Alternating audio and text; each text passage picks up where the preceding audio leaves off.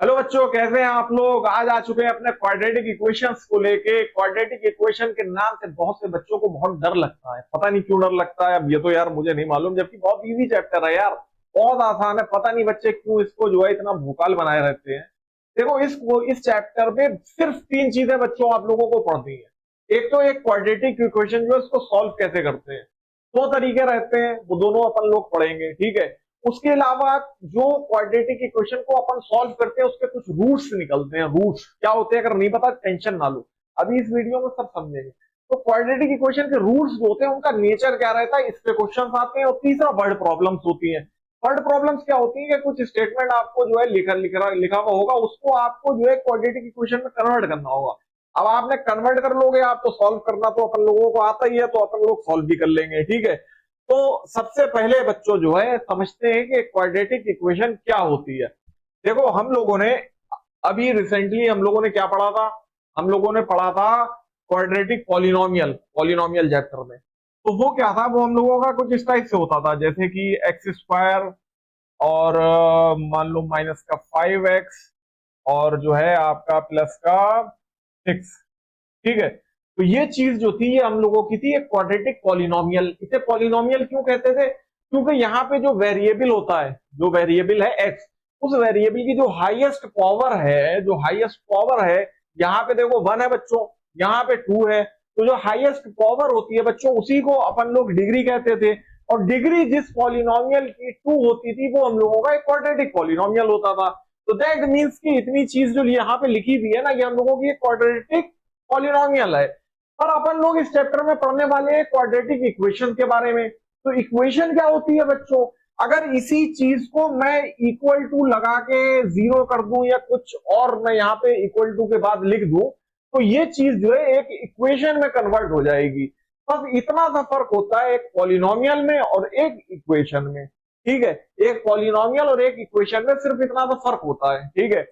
अब एक चीज आप लोगों ने क्वाड्रेटिक उसमें पॉलिनोमियल में आप लोगों ने पढ़ी थी कि जीरोस होते थे, कुछ जीरोस होते थे। जीरोस क्या होते थे, जीरोस बच्चों वो वैल्यू होती थी जो पॉलिनोमियल में आप जो है वेरिएबल की जगह पे रखो। यानी कि अगर अपने इसमें इतने खाली पॉलिनोमियल की अगर बात कर रहे होते और एक्स की जगह पे बच्चों ऐसी वैल्यू हम रखते कि पूरे पॉलिनोमियल की वैल्यू जीरो हो जाती, उस चीज को अपन लोग क्या कहते थे बच्चों, जीरो ऑफ दैट पॉलिनोमियल कहते थे। तो वही चीज यहाँ पे क्या हो जाती है, अगर क्वाड्रेटिक इक्वेशन में हम लोग बात कर रहे होते हैं तो यहाँ पे हम लोग उस चीज को रूट कहते हैं। पर जीरोस में और रूट में एक अंतर होता है। क्या अंतर होता है, अगर हम लोग बात करें जीरोस की और अगर हम लोग बात करें रूट्स की, तो देखो भैया, जीरोस होते हैं हम लोगों के किसमें, पॉलिनोमियल में। रूट्स होते हैं हम लोगों के किसमें, इक्वेशंस में, ठीक है। और जीरोस होते थे पॉलिनोमियल में, रूट्स होते हैं हम लोगों के इक्वेशन में।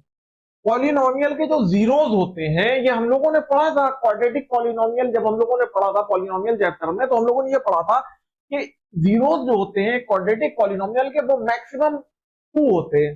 मैक्सिमम कितने होते हैं, मैक्सिमम 2 होते हैं। मैक्सिमम 2 का मतलब यानी कि हो सकता है कि उसका एक भी जीरो ना हो, दैट मीन्स कि उसके जीरो जीरोस हो, एक भी जीरो ना हो, एक भी वैल्यू ऐसी ना हो जो इस चीज में हम रखें और हमें ये पूरी चीज कन्वर्ट होके जीरो बन जाए, ठीक है। ऐसा भी हो सकता था, ऐसा भी हो सकता था उसका सिर्फ एक ही जीरो हो, एक ही ऐसी वैल्यू हो जो हम इसमें रखें और इस पूरे की वैल्यू जो है वो जीरो हो जाए। या फिर ऐसा होता था कि भाई दो ऐसी वैल्यूज होती थी कि हम अगर वो दोनों वैल्यूज अगर अपने रख रहे हैं इतने इतने पार्ट में, तो ये पूरा पार्ट जीरो हो जा रहा है।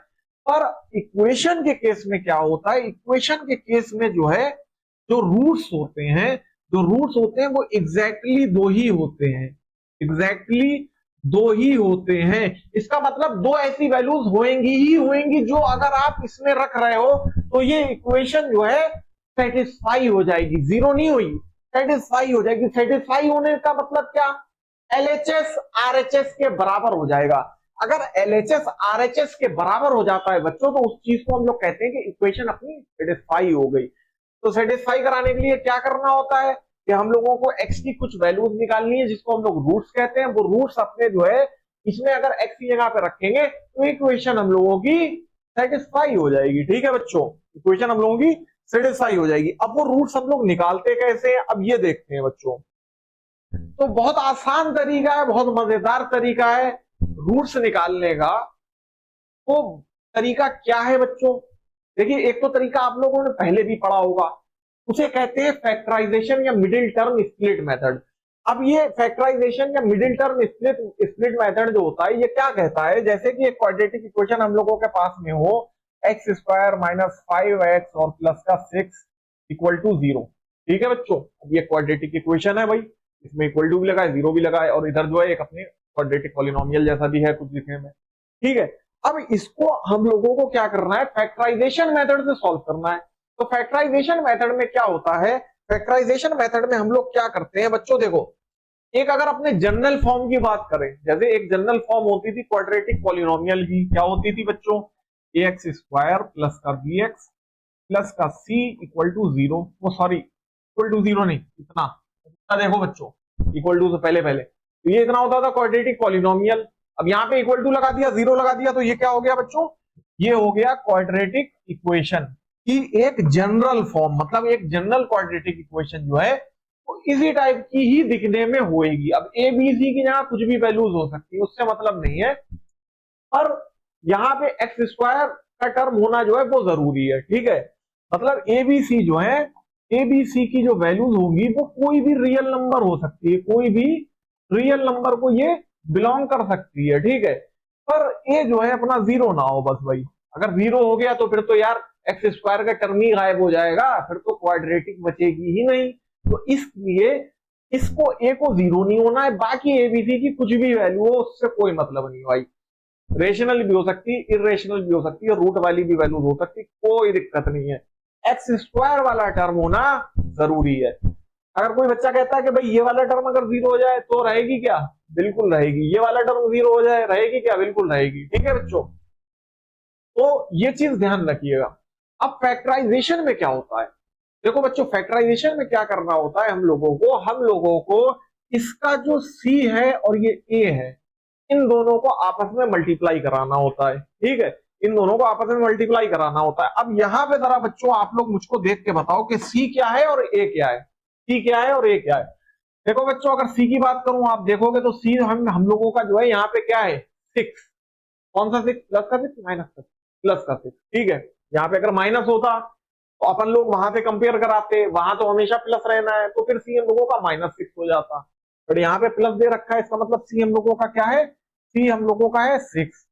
अच्छा ए की अगर अपने बात करें, ए की, ए क्या होता है भैया, एक्स स्क्वायर के साथ वाला टर्म, तो ए क्या है हम लोगों का, यहाँ पे ए है 1। अच्छा बच्चों अगर ये चीज आगे पीछे आपको दे रखी होगी तो कोई दिक्कत वाली बात तो नहीं है ना, इसको आप इस तरीके से अरेंज करके लिख लेना, पहले एक्स स्क्वायर वाला टर्म, फिर एक्स वाला टर्म, फिर कांस्टेंट टर्म। ठीक है, तो अब क्या है कि यहाँ पे आप देखो ए क्या है, ए है 1। ठीक है, अब इन दोनों की मल्टीप्लाई कर दो, ए इंटू सी कर दो, ए सी करोगे आप 6 बंदा 6 होता है। अब इस 6 के आप फैक्टर करो, इस 6 के आप फैक्टर करो भाई, जैसे आप लोगों ने बचपन में सीखे थे कि 2 3 6 3 1 3, यानी कि 6 के फैक्टर आ गए हम लोगों के पास में 2 और 3। अब इन 2 और 3 को आपको ऐड करना है या सब्ट्रैक्ट करना है इस तरीके से कि आपका -5 बन जाए, आपका -5 बन जाए। तो ऐसा कैसे हो सकता है भाई, देखो यहाँ पे जो आपका एसी है, जो आपका एसी है ये क्या है, ये 6 है। ठीक है, एसी आपका 6 है। अब जो इसके फैक्टर्स आ रहे हैं ना, जो इसके ये फैक्टर्स हैं, इनका आपको इस तरीके से यूज करना है कि इनका जो प्रोडक्ट होना चाहिए, जो इनका प्रोडक्ट हो वो तो एसी हो हम लोगों का, एसी जो हम लोगों का 6 है, और जो इनका सम हो, जो इनका सम हो वो हम लोगों का क्या हो, वो हम लोगों का -5 हो। तो -5 सम हो, ऐसा कैसे पॉसिबल है बताओ बच्चों। भाई ऐसा तभी तो पॉसिबल हो सकता है कि अगर एक हमारा -2 हो और उसमें अपने एक अपना सम कर दे -3, तो -2 और -3 हम लोगों का -5 हो जाएगा। इसी केस में तो ऐसा पॉसिबल है ना बच्चों, यानी कि ये हम लोगों का -5 हो जाएगा अगर एक अपने -2 ले ले और एक अपने -3 ले ले। तो यहाँ पे हम लोग क्या करेंगे, जो इनका मल्टीप्लीकेशन था यानी 6 था, उसको हम लोगों ने इस तरीके से स्प्लिट कर दिया कि एक को -2 कर दिया, एक को -3 कर दिया। तो ये हो गया हम लोगों का x² -3x -2x प्लस का 6 बराबर 0। ठीक है बच्चों, अब यहाँ पे x को कॉमन ले लो इसमें और इन दोनों में, देखो x इधर भी है x इधर भी है, दोनों में से कॉमन ले लिया, यहाँ पे स्क्वायर था एक x बचा, माइनस लगाया, यहाँ पे खाली 3 बचा, x जो है अपना बाहर आ गया निकल के। इन दोनों टर्म में अगर अपने बात करें तो क्या कॉमन लेंगे भाई, देखो 2 यहाँ पे भी है, 2 इनमें भी, 6 जो है अपना ये 2 इंटू 3 होता है, तो यानी कि एक 2 इसके अंदर भी छुपा हुआ है, तो वो 2 भी अपन लोगों को कॉमन लेना है। और साथ में हम लोगों को जो 2 लेंगे वो हम लोग माइनस का 2 लेंगे। क्यों लेंगे भाई, ऐसा क्यों करा, प्लस का भी तो 2 ले सकते थे, माइनस का 2 क्यों लिया भाई, माइनस का 2 अपन लोगों ने इसलिए लिया क्योंकि यहाँ हम लोगों ने जब x कॉमन लिया था तो हम लोगों का x माइनस 3 बन रहा था, यहाँ पे हम लोगों को माइनस का 2 लेना है इसलिए क्योंकि जब हम कॉमन ले यहां से तो यहाँ भी x माइनस 3 बनाना है, आ रहा है ना समझ में, तो इसलिए हम लोगों को माइनस का 2 लेना पड़ेगा, क्योंकि जब माइनस का 2 कॉमन लेंगे तो यहाँ पे तो माइनस 2 निकल गया, यहाँ पे तो खाली x बचा प्लस का, यहाँ पे प्लस का था, तो जब हम माइनस की चीज प्लस में से कॉमन लेते हैं तो वहां पे माइनस का साइन आ जाता है, तो ये माइनस का साइन यहाँ पे आ गया, क्योंकि जब आप अगर ऐसे सोचो, उल्टा इसको सोचो, अगर माइनस अंदर मल्टीप्लाई करते तो ये माइनस माइनस प्लस हो जाता, वही माइनस हमने कॉमन ले लिया, तो जो प्लस था वो हम लोगों का माइनस हो जाएगा, सिंपल सी बात है। अब इसमें 6 में से एक 2 निकल गया तो यहाँ पे बचा 3। ठीक है, अब यहाँ पे बच्चों 2 टर्म है हम लोगों के पास में, देखो बच्चों एक तो टर्म ये है पूरा और एक टर्म ये है पूरा, क्या इन दोनों में कुछ कॉमन है, बिल्कुल है, इन दोनों में x माइनस 3 कॉमन है, तो दोनों में से x माइनस 3 को कॉमन ले लो भाई, तो अंदर क्या बचेगा, इधर एक ये वाला इस वाले टर्म का x बचेगा, इधर माइनस और ये वाला 2 बचेगा बराबर 0। ठीक है बच्चों, अब क्या है, अब यहाँ पे 2 चीजें हैं और उनका प्रोडक्ट, उनका मल्टीप्लीकेशन 0 के बराबर है, 2 चीजों का प्रोडक्ट और उनका मल्टीप्लीकेशन 0 के बराबर कब होता है बच्चों, जब दोनों में से एक 0 हो तभी तो होता है। अब या तो ये 0 हो सकता है, अगर मान लो ये 0 होता है तो क्या होगा, x माइनस 3 बराबर 0 हो जाएगा, यानी x बराबर आ जाएगा 3, या फिर ये भी हो सकता है कि x माइनस 2 बराबर 0 होता, यानी कि माइनस 2 उधर जाता तो x बराबर हो जाता 2। एक केस ये भी हो सकता था बच्चों, या तो x बराबर 3 होगा या x बराबर 2 होगा, तो x की ये 2 वैल्यूज जो है, यही जो है इस क्वाड्रेटिक इक्वेशन की रूट्स जो है वो कहलाएंगी। ठीक है, क्या कहलाएंगी, इनकी रूट्स कहलाएंगी। ठीक है, तो ये तरीका जो होता है करने का, इसको फैक्टराइजेशन मेथड कहते हैं, बहुत आसान तरीका है, ये आपको मैंने समझाया है तो हो सकता है कि आपको लग रहा हो कि लॉन्ग है, बट बहुत आसान तरीका है। सिंपली आपको क्या करना है, आपको a और c को मल्टीप्लाई करना है, उसका फैक्टराइजेशन करना है, फैक्टराइजेशन करा आपने देखा 2 और 3 आ रहा है, अब 2 और 3 का यूज करके -5 बनाना है, कैसे बनाएंगे भाई, माइनस का 2 और माइनस का 3 लेंगे, उनको एड अप करेंगे तो माइनस का 5 हो जाएगा, तो वही हम लोगों ने यहाँ पे करा, फिर अपन लोगों ने जो कॉमन लेके इस तरीके से हम लोगों ने रूट्स निकाल लिए। दूसरा तरीका जो बच्चों रूट्स निकालने का होता है वो क्वाड्रेटिक फॉर्मूला से हम लोग रूट्स निकालते हैं। अब क्वाड्रेटिक फॉर्मूला से रूट निकालते हैं, क्वाड्रेटिक फॉर्मूला क्या होता है, तो यहाँ पे बच्चों आपको बिल्कुल एक रेडीमेड फॉर्मूला मिलने वाला है, जो फॉर्मूला आपको रेडीमेड मिलेगा उसमें आप जो है यहाँ से जो चीजें हैं ना, ये a, ये b और ये c, इनकी आप वैल्यूज उस क्वाड्रेटिक फॉर्मूला में आप पुट करो, और आपकी जो है इस क्वाड्रेटिक फॉर्मूला में जैसे आप पुट करोगे तो आपकी जो है x की वैल्यूज आ जाएंगी। ठीक है, आपकी x की वैल्यूज जो है वो आ जाएंगी। तो अब ये क्वाड्रेटिक फॉर्मूला बच्चों क्या होता है, क्वाड्रेटिक फॉर्मूला बच्चों बहुत आसान होता है, x इज इक्वल टू होता है माइनस का b, यानी कि इस वाले में जो आपका b था वो माइनस का आपको लेना है, माइनस का b, फिर आप लगाओगे प्लस माइनस, फिर आप लगाओगे under root b square minus 4ac और डिवाइडेड बाई 2a। ठीक है बच्चों, x आपका होता है माइनस का b plus minus under root b square minus 4ac upon में 2a। बस ये चीज बच्चों आपको याद रखनी है, ये चीज जो है आपको याद रखनी है, क्योंकि कुछ चीजें जो है वो याद भी रखनी पड़ती हैं। ठीक है, कोई दिक्कत याद करने में भाई, कुछ चीजें तो याद करनी पड़ेंगी यार। अब x की वजह अगर आपने ये याद कर ली तो फिर आपके लिए चीजें जो है बहुत आसान होने वाली हैं। अब यही जो आपने यहाँ पे फैक्टराइजेशन से करा, यही चीज आप यहाँ पे क्वाड्रेटिक फॉर्मूले से भी कर सकते थे बहुत आसानी से। अब आप कैसे करते हैं, मान लीजिए यहीं पे अगर मैं अपने बात करें, अगर इसी क्वेश्चन को अगर अपने क्वाड्रेटिक फॉर्मूले से करते तो x क्या होता है हम लोगों का माइनस का b। ठीक है, तो माइनस का b क्या है, माइनस का 5, बी क्या है हम लोगों का, यहाँ पे देखो बी हम लोग यहाँ से कंपेयर करते हैं ना, यहाँ हम लोगों का प्लस का है, यहाँ पे माइनस का है, तो हम लोग जो है बी की वैल्यू क्या लेंगे, -5 लेंगे। तो ये -5, फिर प्लस माइनस, फिर अंडर रूट बी स्क्वायर, यानी -5 का स्क्वायर, -5 का स्क्वायर, और माइनस का 4ac, 4 इंटू ए कितना है 1, सी कितना है 6, और अपॉन में 2a, यानी कि 2 इंटू 1, ए है 1। तो ये माइनस इंटू माइनस हो जाएगा, प्लस का 5, फिर प्लस माइनस, अंडर रूट में 5 का स्क्वायर 25, और माइनस का 4 6 24, ठीक है, और अपॉन में 2। अब यहाँ पे 5 प्लस माइनस, अब अंडर रूट में 25 माइनस 24, यानी 1 बचेगा, 1 अपॉन में 2। अब यानी कि 5 प्लस माइनस अंडर रूट 1 1 ही होता है, 1 अपॉन में 2। अब यहाँ पे x, यहाँ पे देखो ये प्लस माइनस आ रहा है, तो यानी कि एक बार प्लस एक बार माइनस, तो जब एक बार आप प्लस लोगे तो क्या हो जाएगा, जब एक बार आप प्लस लोगे तो x हो जाएगा आपका 5 प्लस 1 अपॉन 2, यानी कि 6 अपॉन 2, यानी कि 3। और एक बार जब आप माइनस लोगे तो 5 माइनस 1 अपॉन 2, यानी कि 4 अपॉन 2, यानी कि 2। ठीक है, तो एक वैल्यू 3 और एक वैल्यू 2। तो एक तरीका जो है बच्चों ये भी है आपके रूट्स निकालने का, अगर आप चाहो तो इस तरीके से भी रूट्स को निकाल सकते हो। ठीक है, चलिए अब ये समझते हैं कि नेचर ऑफ रूट्स क्या होता है।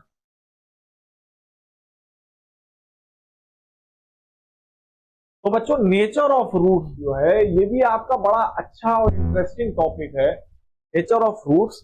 इसमें क्या है, नेचर ऑफ रूट्स में बच्चों क्या है कि हम लोगों ने अभी जो क्वाड्रेटिक फॉर्मूला पढ़ा, तो हम लोगों ने क्वाड्रेटिक फॉर्मूला पढ़ा, क्या पढ़ा हम लोगों ने पढ़ा कि x बराबर होता है माइनस का b plus minus under root B square minus 4ac upon में 4a हुए।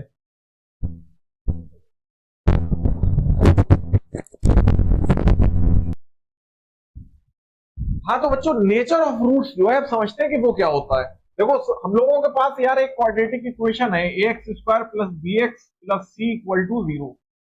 अब इस क्वाड्रेटिक इक्वेशन के हम लोगों को रूट्स निकालने हैं। यार हम लोगों को मालूम है कि रूट्स निकालते हैं कैसे, x जो रूट्स होते हैं यानी x की वो वैल्यूज जो इक्वेशन को सेटिस्फाई करें वो कैसे हम लोग निकालते हैं, क्वाड्रेटिक फॉर्मूले से minus B plus minus under root B square minus 4ac upon 2a। ठीक है, तो ये जो है हम लोगों का क्वाड्रेटिक फॉर्मूला भी कहलाता है।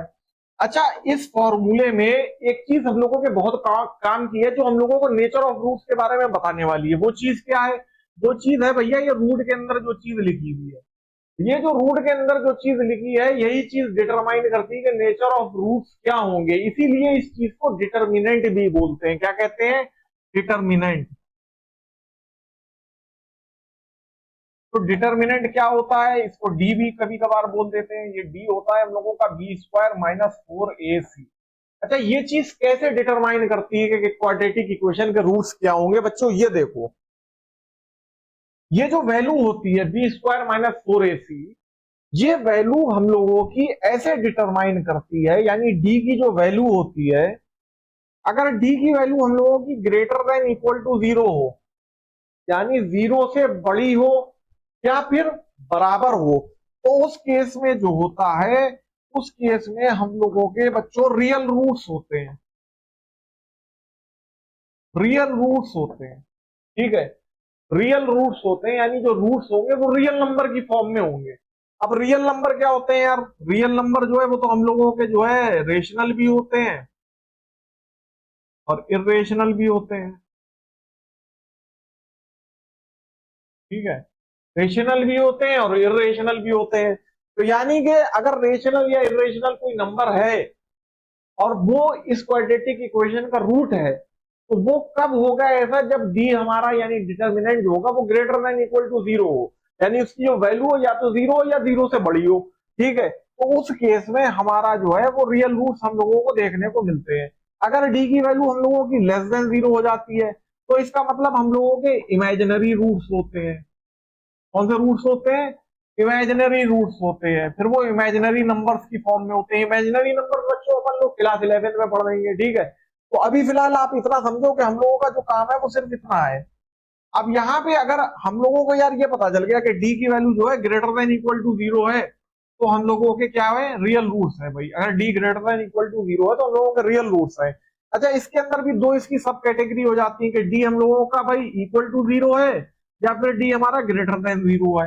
अगर डी हमारा इक्वल टू जीरो है तो उस केस में क्या होता है बच्चों, उस केस में क्या होता है, उस केस में हम लोगों के इक्वल रूट्स होते हैं, इक्वल रूट्स होते हैं।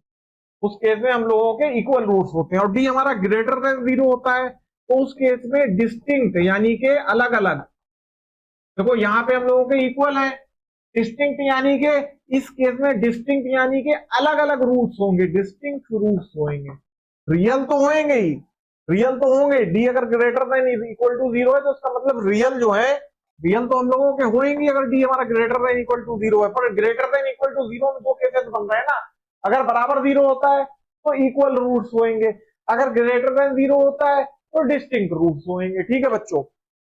अच्छा, एक चीज और भी इसमें कभी कभार पूछ ली जाती है, क्या पूछ लिया जाता है कि रेशनल रूट्स कब होंगे। जैसे यार हमें ये पता है कि D greater than equal to zero है तो रूट्स हमारे जो है वो यार मतलब रियल होंगे। रियल मतलब रेशनल भी हो सकते हैं, रेशनल भी हो सकते हैं।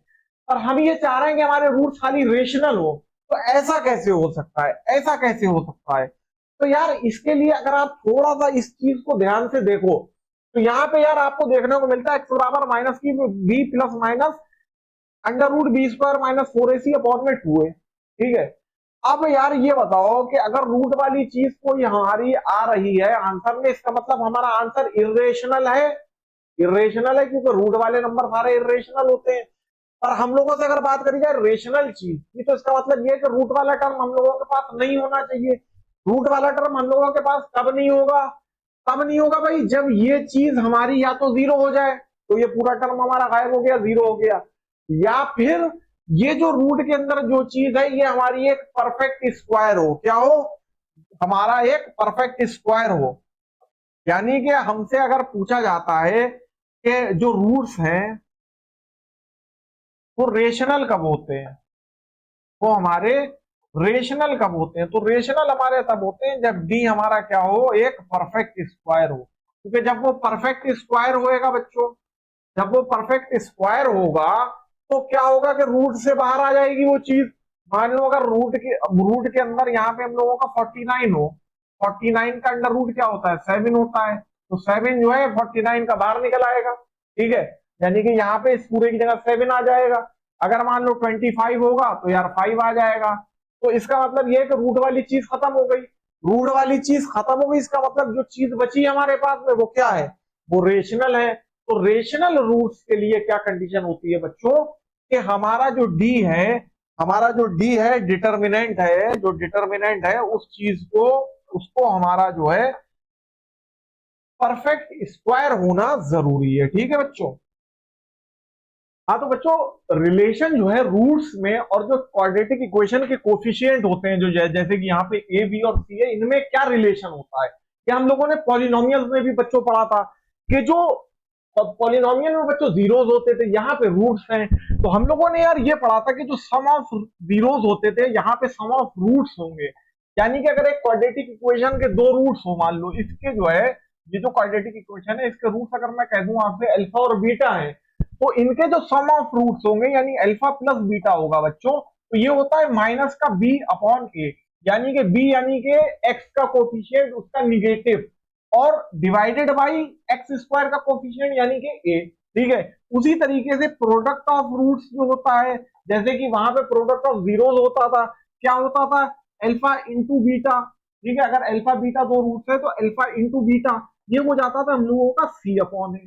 ठीक है बच्चों, ये हो जाता था सी अपॉन ए। तो ये दो चीजें जो है, ये जो दो रिलेशन है बच्चों, ये आपकी याद रखना बहुत जरूरी है कि सम ऑफ रूट्स जो है ये माइनस का B upon A, product of roots आपका सी अपॉन ए। क्योंकि क्वाड्रेटिक इक्वेशन में भी कुछ क्वेश्चन इसके ऊपर आ जाते हैं, आपको देखने को मिलेंगे।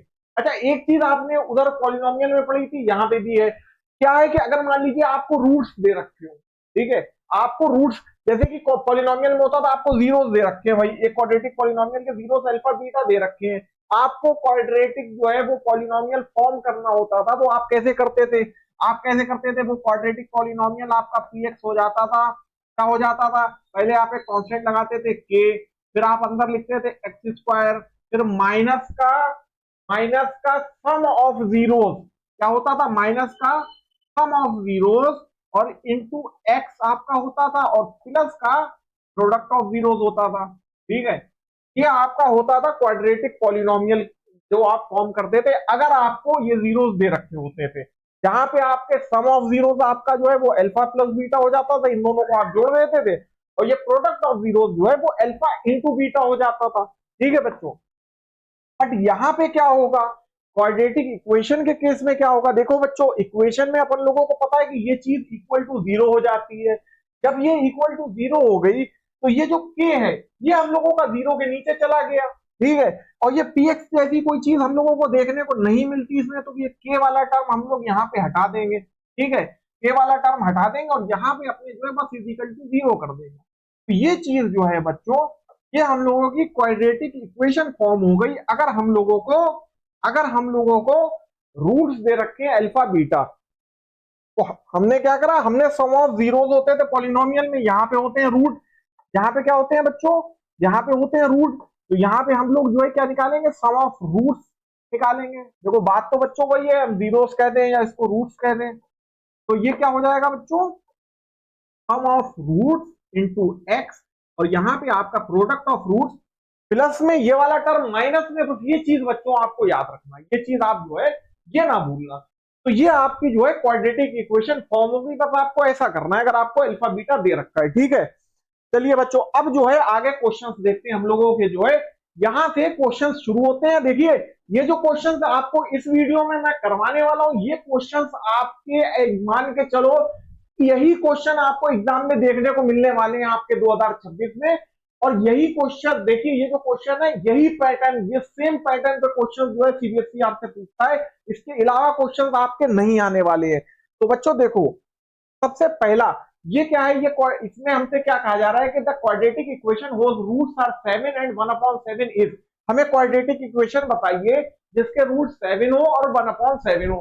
तो बच्चों कैसे बताएंगे, कैसे बताएंगे, कैसे बताएंगे, आपको पता है बच्चों के सम ऑफ रूट्स क्या होता है, सम ऑफ रूट्स क्या होता है, सम ऑफ रूट्स आपका क्या होगा, अगर आपके रूट 7 और 1/7 है तो 7 प्लस 1/7, यानी दोनों रूट्स को आप ऐड कर दो, ये कितना हो जाएगा, 7 7 49 प्लस 1 50/7।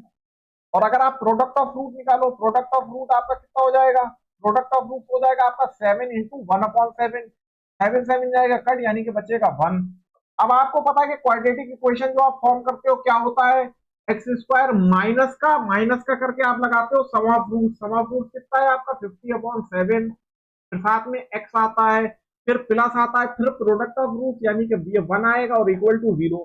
अब ये हो गई आपकी क्वाड्रेटिक इक्वेशन, इसको आप सिंप्लीफाई कर लो। सिंप्लीफाई का मतलब कि पूरी इक्वेशन को आप 7 से मल्टीप्लाई करोगे तो ये नीचे 7 वाला टर्म हमको अच्छा नहीं लग रहा, ये डिलीट हो जाएगा। तो इसके लिए हम पूरी इक्वेशन को 7 से मल्टीप्लाई कर देते हैं, पूरी इक्वेशन को 7 से मल्टीप्लाई कर देते हैं, तो इधर हो जाएगा 7x² माइनस का 50, और ये 7 जो यहाँ मल्टीप्लाई होगा 7 उस 7 से कट जाएगा, तो यहाँ पे खाली माइनस का 50 बचेगा x, और प्लस 1 इंटू 7 7 हो जाएगा, और इधर 0 इंटू 7 तो 0 ही होगा। तो ये हम लोगों की क्वाड्रेटिक इक्वेशन जो है फॉर्म हो जाएगी। अब आप ऑप्शन से देखो कि कौन सा वाला जो है अपना आंसर है, 7x² माइनस का 50x प्लस का 7 इक्वल टू 0, यानी कि पहला वाला जो है, तो पहला वाला है यही हम लोगों का करेक्ट आंसर होगा। ठीक है बच्चों, चलिए अब आगे देखते हैं। अच्छा, इस क्वेश्चन को आप एक और तरीके से भी कर सकते थे, कैसे, आपको यार ये पता है कि आपको पता है कि जो है प्रोडक्ट ऑफ रूट्स जो है, प्रोडक्ट ऑफ रूट आपका क्या होता है, C/A होता है। यहाँ पे प्रोडक्ट ऑफ रूट जो है आपका, इनका प्रोडक्ट दोनों रूट्स का कितना है, 1 है। अब आप ये देखो कि इनमें इन इक्वेशन में C/A किसका जो है, किसका C/A 1 है। अब आप इसका देखो C/A, इसका C क्या है, प्लस का 7, प्लस का 7, और ए कितना है, ए भी प्लस का 7 है, 7 7 कट गया 1 आ रहा है। तो जिसका 1 आ जाए प्रोडक्ट ऑफ रूट, इसका मतलब वही हमारा ऑप्शन होगा, पहले का आ गया तो पहला है। लेकिन और भी चेक कर लो, हो सकता है किसी और का भी 1 आ रहा हो, फिर आप जो है सम ऑफ रूट भी चेक करोगे। अच्छा, इसका देखो, इसका क्या आ रहा है, बी वाले का आपका C/A 1/7 है। सी वाले का अगर आप देखो तो माइनस का 7/7, यानी कि माइनस का 1 है। डी वाले का अगर आप देखो तो माइनस का 1/7 है इसका, तो इसका -1 है। वन जो है वो खाली फर्स्ट वाले का, इसलिए फर्स्ट वाला जो है वो हमारा आंसर होगा। तो एक आप अप्रोच ये भी लेके चल सकते हो। ठीक है, चलिए अब जो है आगे देखिए, अच्छा बच्चों ये क्वेश्चन देखो, ये भी बड़ा आसान क्वेश्चन है। इसमें क्या कह रहे हैं कि x/12 - 3/x बराबर 0 है, then the values of x are. अब आप देखोगे यार यहाँ पे कोई क्वाड्रेटिक इक्वेशन तो नजर नहीं आ रही है, तो क्वाड्रेटिक इक्वेशन का क्वेश्चन ये कैसे है? क्वाड्रेटिक इक्वेशन का एक क्वेश्चन है, आपको क्या है कि इसको थोड़ा सिंप्लीफाई करके लिखना है। क्या है आपके पास में? x/12 माइनस का 3/x बराबर 0। अब यहाँ पे नीचे जो है, नीचे आप जो है इन दोनों की मल्टीप्लाई कर दोगे तो 12x हो जाएगा, इसकी क्रॉस मल्टीप्लाई करोगे या हो जाएगा एक्स स्क्वायर, इधर करोगे 12 3 36 हो जाएगा, माइनस का 36 बराबर 0। इस 12x को उधर मल्टीप्लाई करोगे वो हो जाएगा 0, यानी एक्स स्क्वायर माइनस का 36 बराबर हो जाएगा 0 के, यानी एक्स स्क्वायर हो जाएगा आपका 36 के बराबर, यानी एक्स आ जाएगा आपका अंडर रूट ऑफ 36। और अंडर रूट 36 क्या होता है? प्लस माइनस, एक्स आपका जो है वो हो जाएगा प्लस माइनस 6। ठीक है, तो यानी कि ए वाला जो है वो बच्चों आपका राइट आंसर होगा। चलिए अब ये देखिए, ये क्वेश्चन भी आपका जो है सीबीएसई 2025 में पूछा गया है।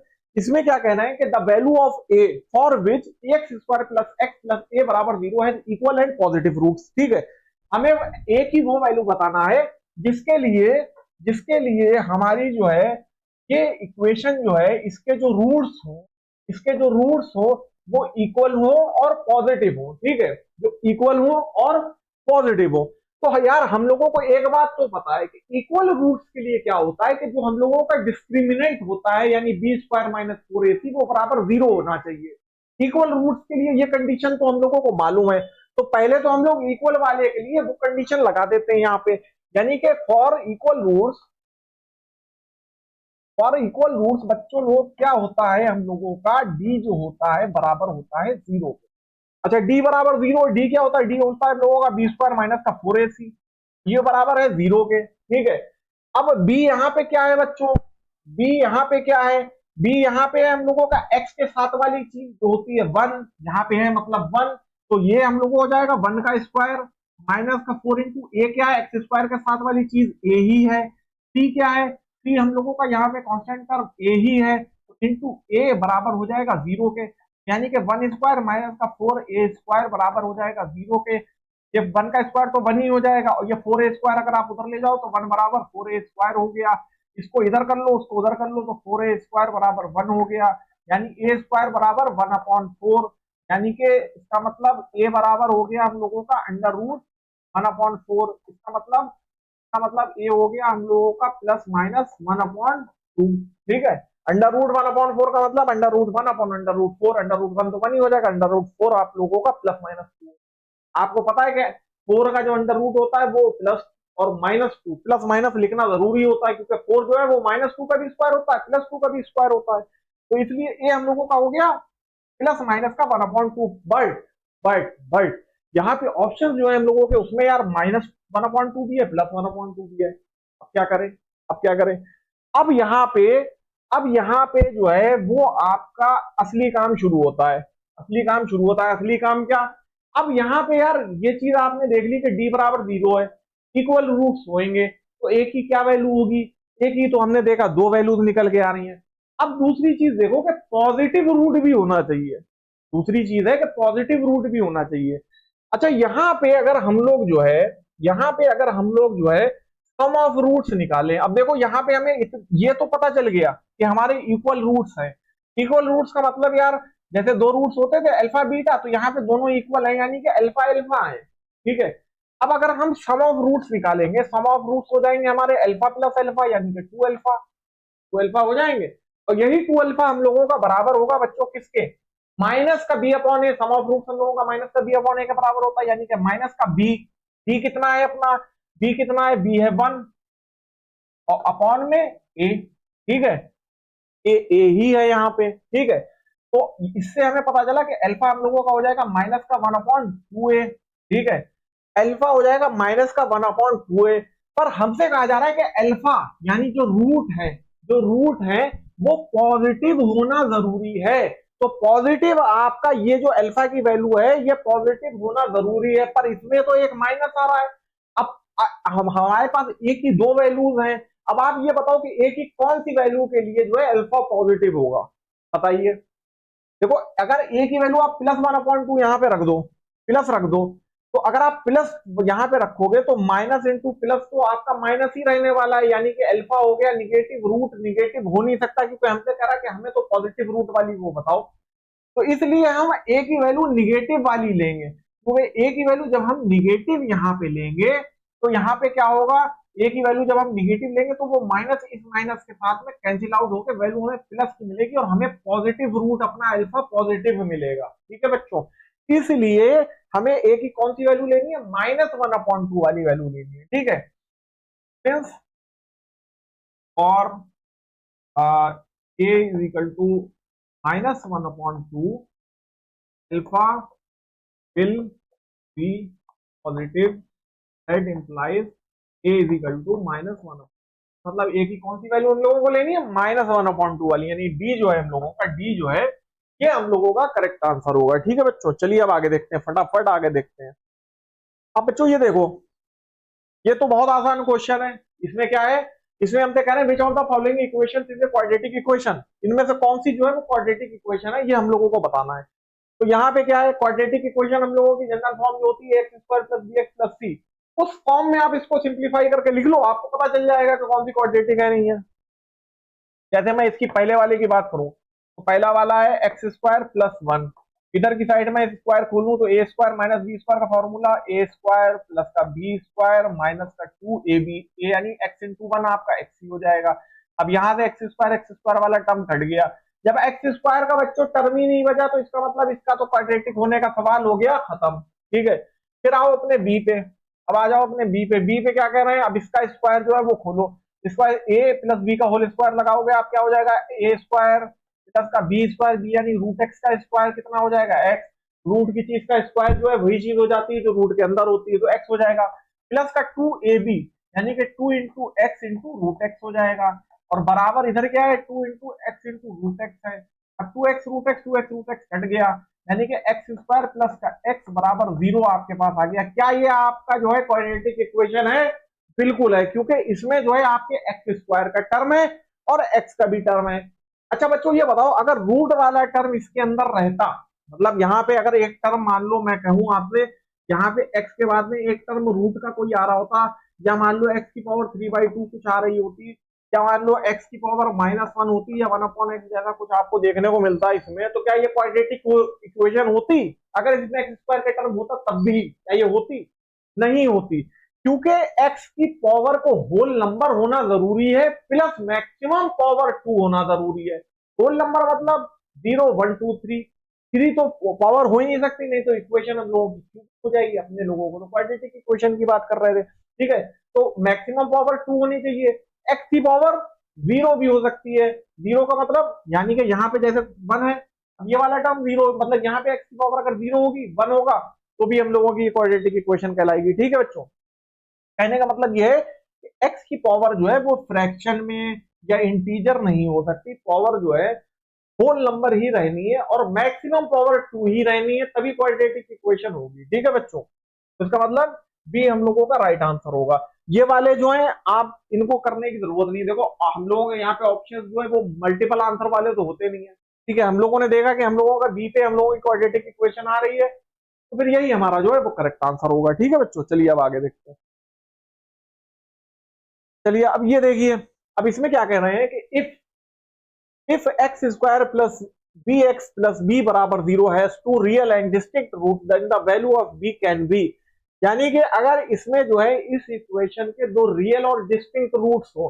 अच्छा, रियल और डिस्टिंक्ट रूट्स के लिए क्या कंडीशन होती है, हमारा डिस्क्रिमिनेंट क्या होना चाहिए, रियल और डिस्टिंक्ट के लिए इक्वल के लिए होता है बी इक्वल टू 0, डिस्टिंक्ट के अलग अलग के लिए डी हम लोगों का ग्रेटर देन 0 होना चाहिए।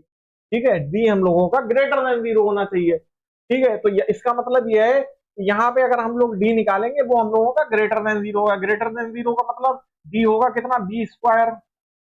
अब बी क्या है, यहाँ पे बी जो है बी ही है, माइनस का 4ac, ए कितना है, ए एक्स स्क्वायर के साथ वाली चीज 1 है, ये तो 1 हो गया, फिर सी कितना है, सी हम लोगों का बी है, तो ये चीज ग्रेटर देन 0 होना चाहिए, बी स्क्वायर माइनस का 4b हम लोगों का ग्रेटर देन 0 होना चाहिए, इन दोनों में से b कॉमन ले लो तो b -4 हम लोगों का ग्रेटर देन 0 होना चाहिए। अब यहाँ पे b into b minus four जो है ये आपका ग्रेटर देन जीरो होना चाहिए। अब आप ये देखो यहाँ पे कि कौन सी वैल्यू के लिए ये वाली चीज जो है आपकी, ये वाली चीज ग्रेटर देन जीरो होगी। तो बच्चों अगर सबसे पहले जो है, सबसे पहले हम ऑप्शन अपना ए वाला लेते हैं, जीरो वाला। तो अब अगर हम जो है बी की वैल्यू जीरो ले लें तो क्या होगा, यहाँ पे इधर की साइड में हो जाएगा zero into zero minus four, यानी कि जीरो इंटू माइनस फोर ये हो जाएगा जीरो। तो क्या जीरो आपका ग्रेटर देन जीरो है? क्या जीरो ग्रेटर देन जीरो है? नहीं, जीरो आपका इक्वल टू जीरो है, ग्रेटर देन जीरो नहीं है। ठीक है, तो ये तो हम लोगों का होने से रहा। फिर आ जाओ बी पे। बी हम लोगों का क्या कह रहा है कि बी की वैल्यू जो है आप फोर लेके देखो। बी की वैल्यू हमने फोर ली तो क्या हो जाएगा, यहाँ बी की जगह आ गया फोर, इधर फोर माइनस फोर हो गया zero. Four into zero zero zero हो गया। अब क्या जीरो ग्रेटर देन जीरो है? नहीं भैया, जीरो ग्रेटर देन जीरो नहीं है। ये चीज हम यहाँ देख सकते हैं, जीरो इक्वल टू जीरो है। अब हम सी लेके देखते हैं। सी में क्या है, सी में बी की वैल्यू जो है वो थ्री है।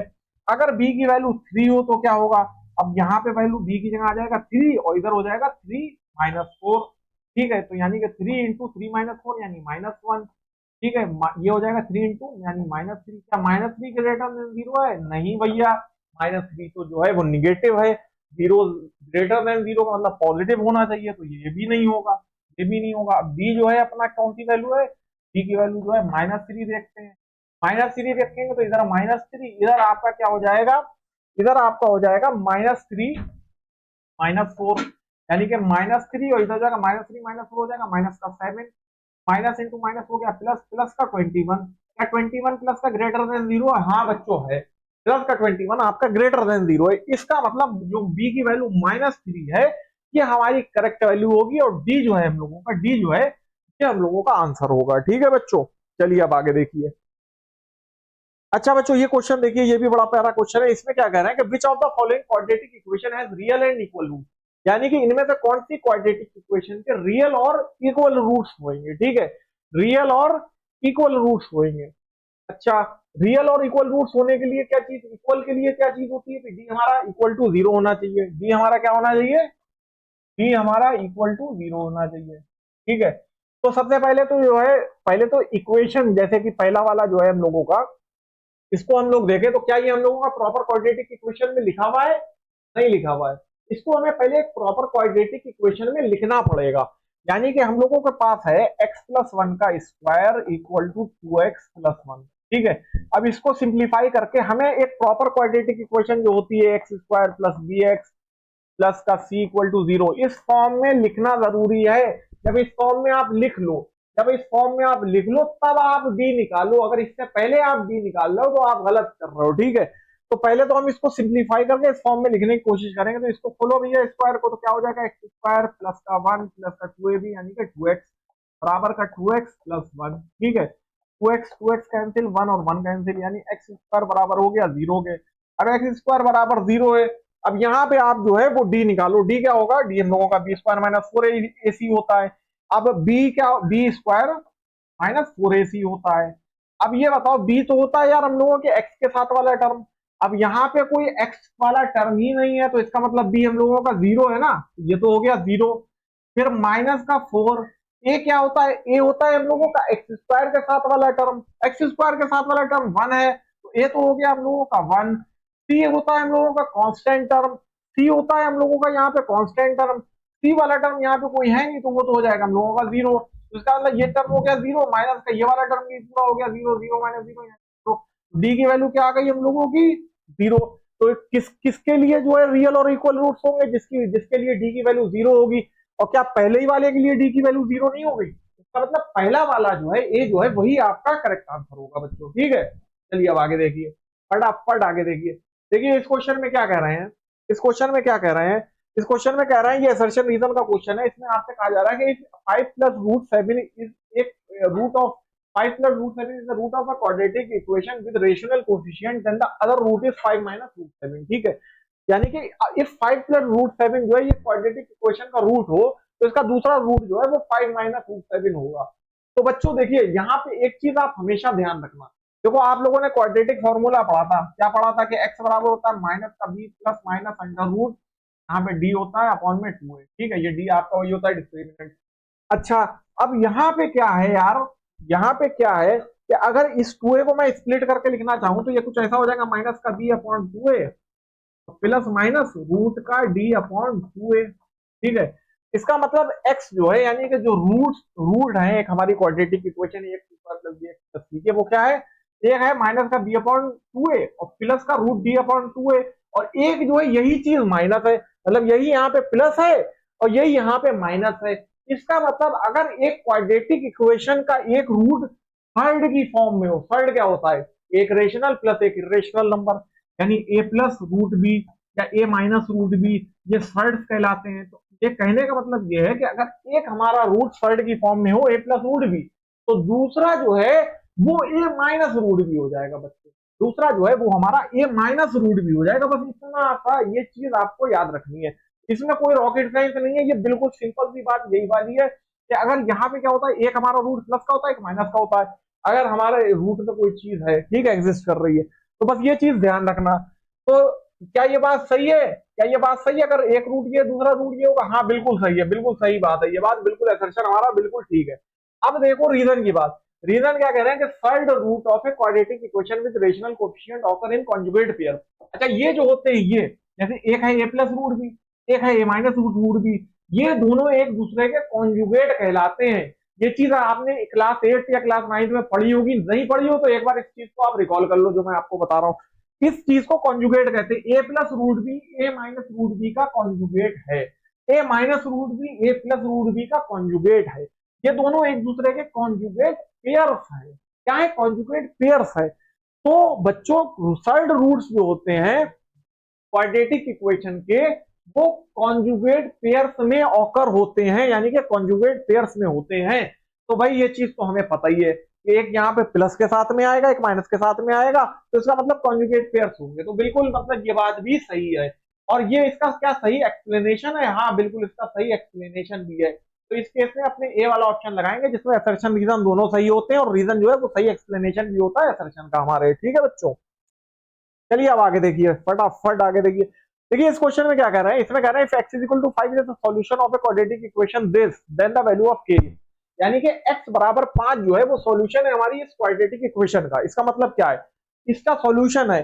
सॉल्यूशन का मतलब क्या, अगर कोई वैल्यू इसका सॉल्यूशन, इसका मतलब क्या, इसका मतलब क्या, इसका मतलब यही तो है कि अगर वो वैल्यू अपने x की जगह पे इसमें पुट कर देंगे तो हमारा LHS RHS के बराबर हो जाएगा। सॉल्यूशन किसी क्वाड्रेटिक इक्वेशन या किसी भी इक्वेशन का, जरूरी नहीं क्वाड्रेटिक हो, उसके सॉल्यूशन का मतलब बच्चों ये होता है कि उसमें x की वो सॉल्यूशन वो वैल्यू होती है जो अपने उस वेरिएबल, यानी कि x की जगह अगर x की इक्वेशन उसमें पुट कर दे तो हमारा LHS जो है वो RHS के बराबर हो जाता है।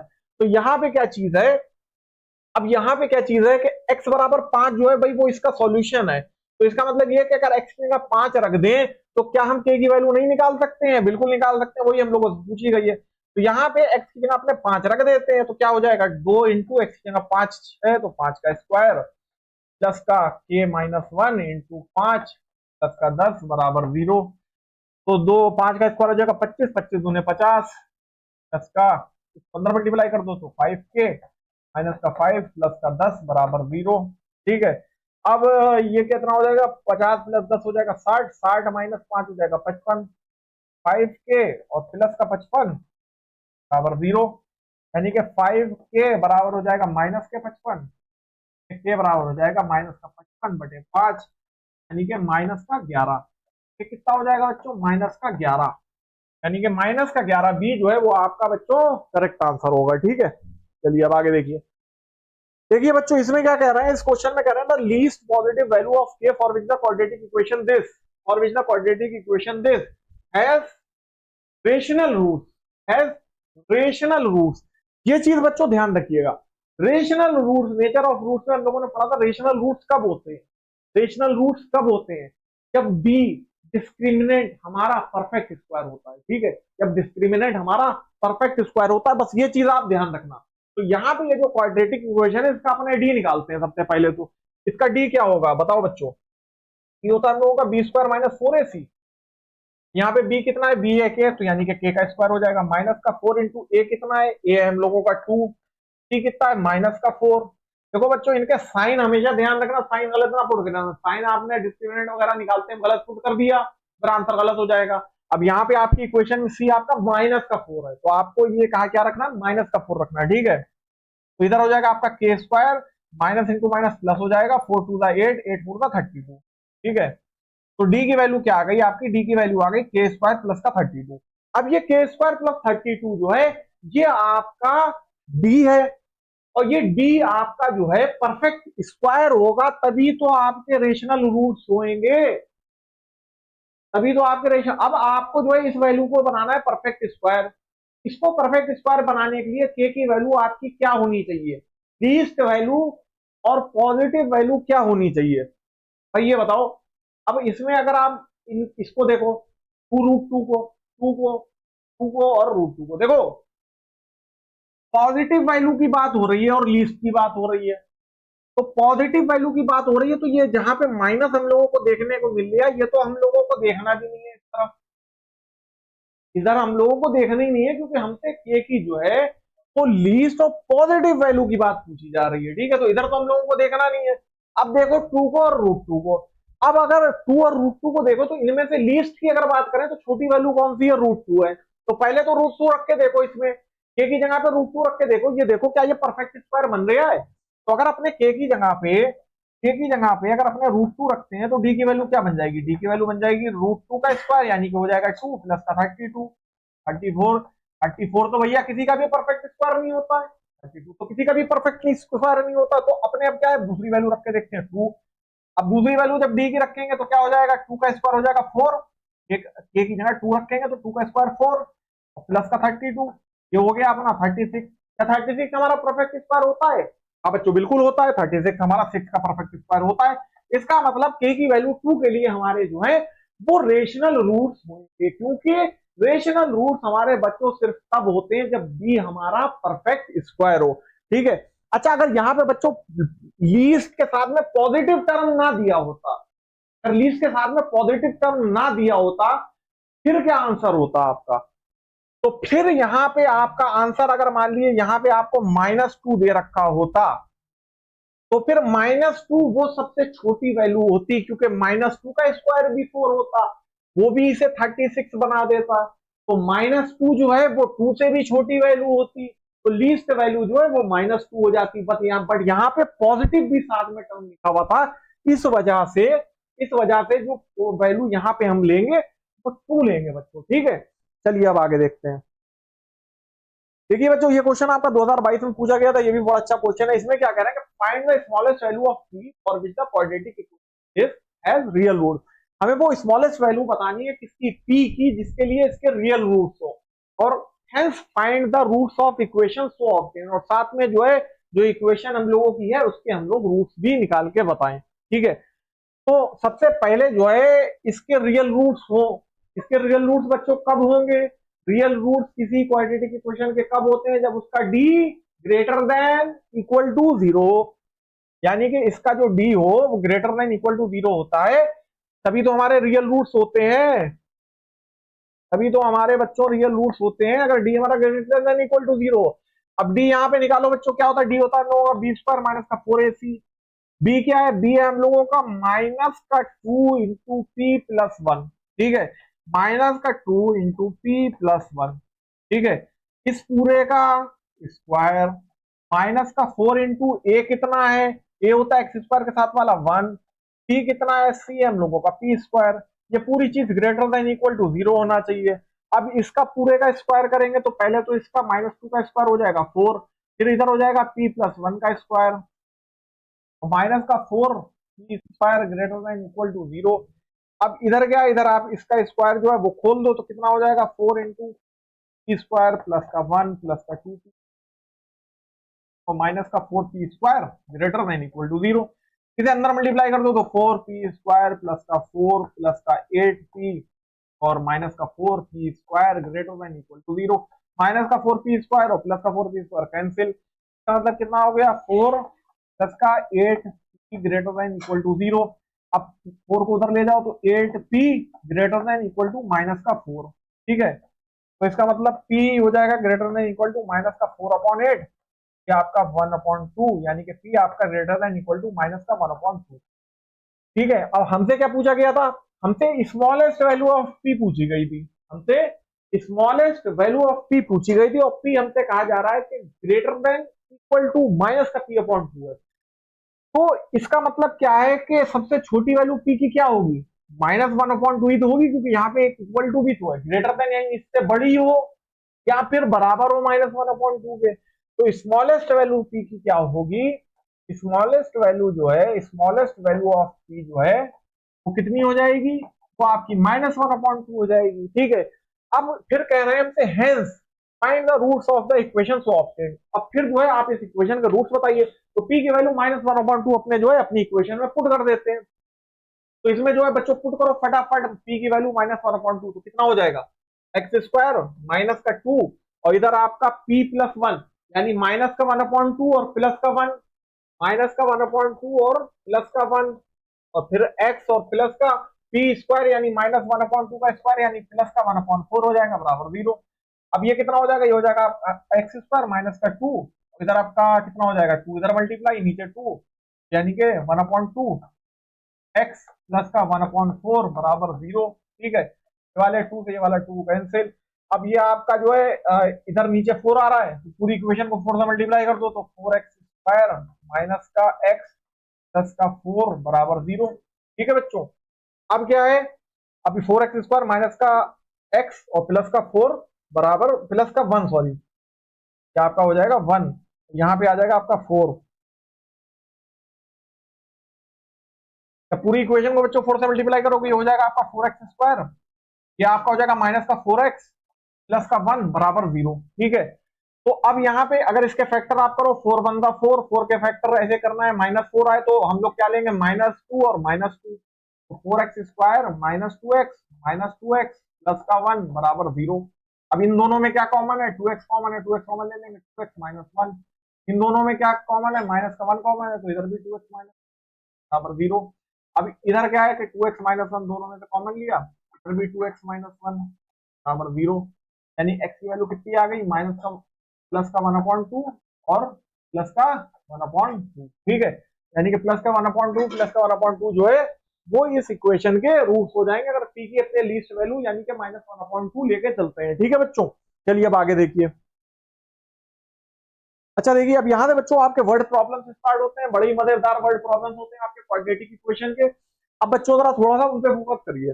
देखिए वर्ड प्रॉब्लम में बच्चों आपके होता कुछ नहीं, बेसिकली होता क्या है कि आपको एक स्टेटमेंट दे रखा है, अगर आपने स्टेटमेंट को समझ लिया तो आप उस स्टेटमेंट को क्वाड्रेटिक इक्वेशन में कन्वर्ट कर सकते हो।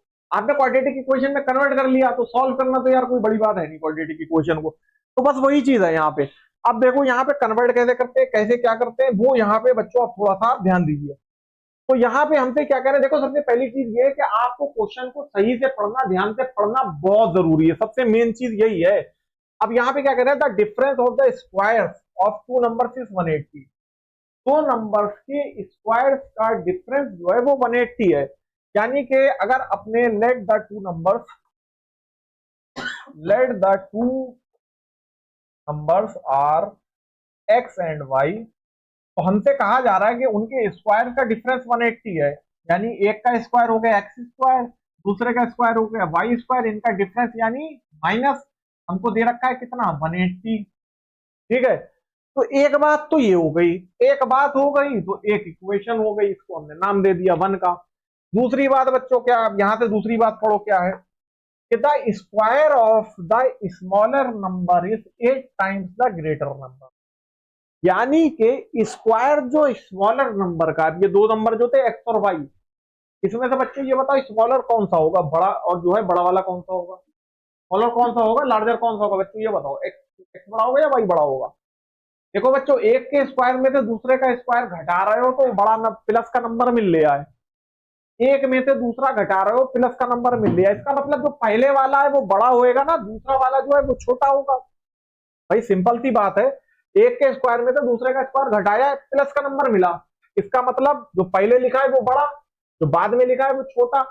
अब हमसे क्या कह रहे हैं, the square of the smaller number, अब यहाँ पे स्मॉलर वाला हो गया हम लोगों का वाई, तो स्मॉलर वाले का जो स्क्वायर है यानी कि वाई का स्क्वायर, ठीक है, इज 8 टाइम्स ग्रेटर नंबर, जहां पे इज है वहीं पे लगा दिए equal to, is 8 times greater number. Greater number कौन सा था, एक्स था, और उसका 8 गुना 8 टाइम्स, टाइम्स का मतलब जहां पे टाइम्स लगा हो यानी इतने गुना, 8 गुना 8 एक्स हो जाएगा। और जहां पे मोर लिखा हो वहां पे क्या होता है, प्लस होता है। जहां पे लेस लिखा हो वहां पे माइनस होता है। जहां टाइम्स लिखा हो वहां पे आपको मल्टीप्लाई करना होता है, तो इसमें मल्टीप्लाई करके लिखेंगे। तो ये हो गई दूसरी इक्वेशन। अब यहां पे क्या करना है कि आपको देखो, हम लोगों को तो क्वाड्रेटिक इक्वेशन में कन्वर्ट करना है, तभी हम उसको सॉल्व कर पाएंगे। क्वाड्रेटिक इक्वेशन अपने लोगों ने वन वेरिएबल की पढ़ी है, यहाँ पे दो वेरिएबल हैं, तो यहाँ पे हम लोगों को जो है एक वेरिएबल को हटाना पड़ेगा। तो अपने जो है वाई को हटा देते हैं। वाई को हटाएंगे कैसे, वाई स्क्वायर की वैल्यू जो अपनी सेकंड इक्वेशन में 8x है, इसको यहाँ पे पुट कर देते हैं। तो put y square is equal to 8x in first, first में पुट कर देते हैं। तो फिर क्या हो जाएगा हम लोगों का, एक्स स्क्वायर माइनस का 8x और इक्वल टू हो जाएगा 180। 180 को भी इधर ले आओ, एक्स स्क्वायर माइनस का 8x माइनस का 180 बराबर 0। अब इस क्वाड्रेटिक इक्वेशन को हम लोगों को सॉल्व करना है।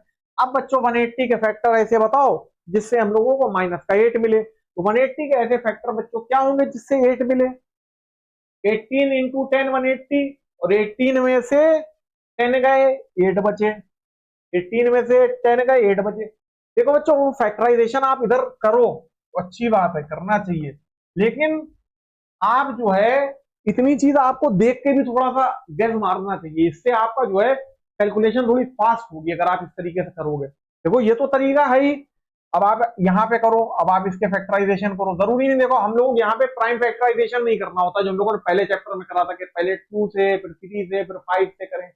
यहाँ पे हम लोग जो है बड़े से भी कर सकते हैं। बेसिकली मतलब क्या है, यहाँ पे हमको ऐसे फैक्टर चाहिए जिनसे अपने -8 बना ले, ठीक है। तो यहाँ पे क्या करेंगे, 10 से करा तो इधर बचा 18, फिर किससे करेंगे, मान लो 2 से कर दिया तो 2 से 2 9 का, 3 से करा तो 3, 3 से करा तो 1, ठीक है।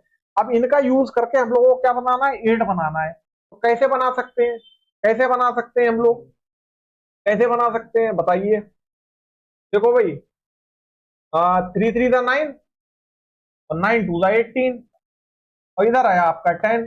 अब 18 10 जा 180, और 18 में से 10 जाएंगे तो कितना बचेगा 8। इसका मतलब एक्स स्क्वायर माइनस का 18x, 18 हम लोगों को माइनस का लेना पड़ेगा, तो माइनस का 18 लेंगे और प्लस का 10 लेंगे तभी तो हम लोगों का माइनस का 8 बचेगा। माइनस का 18x प्लस का 10x माइनस का 180 बराबर 0।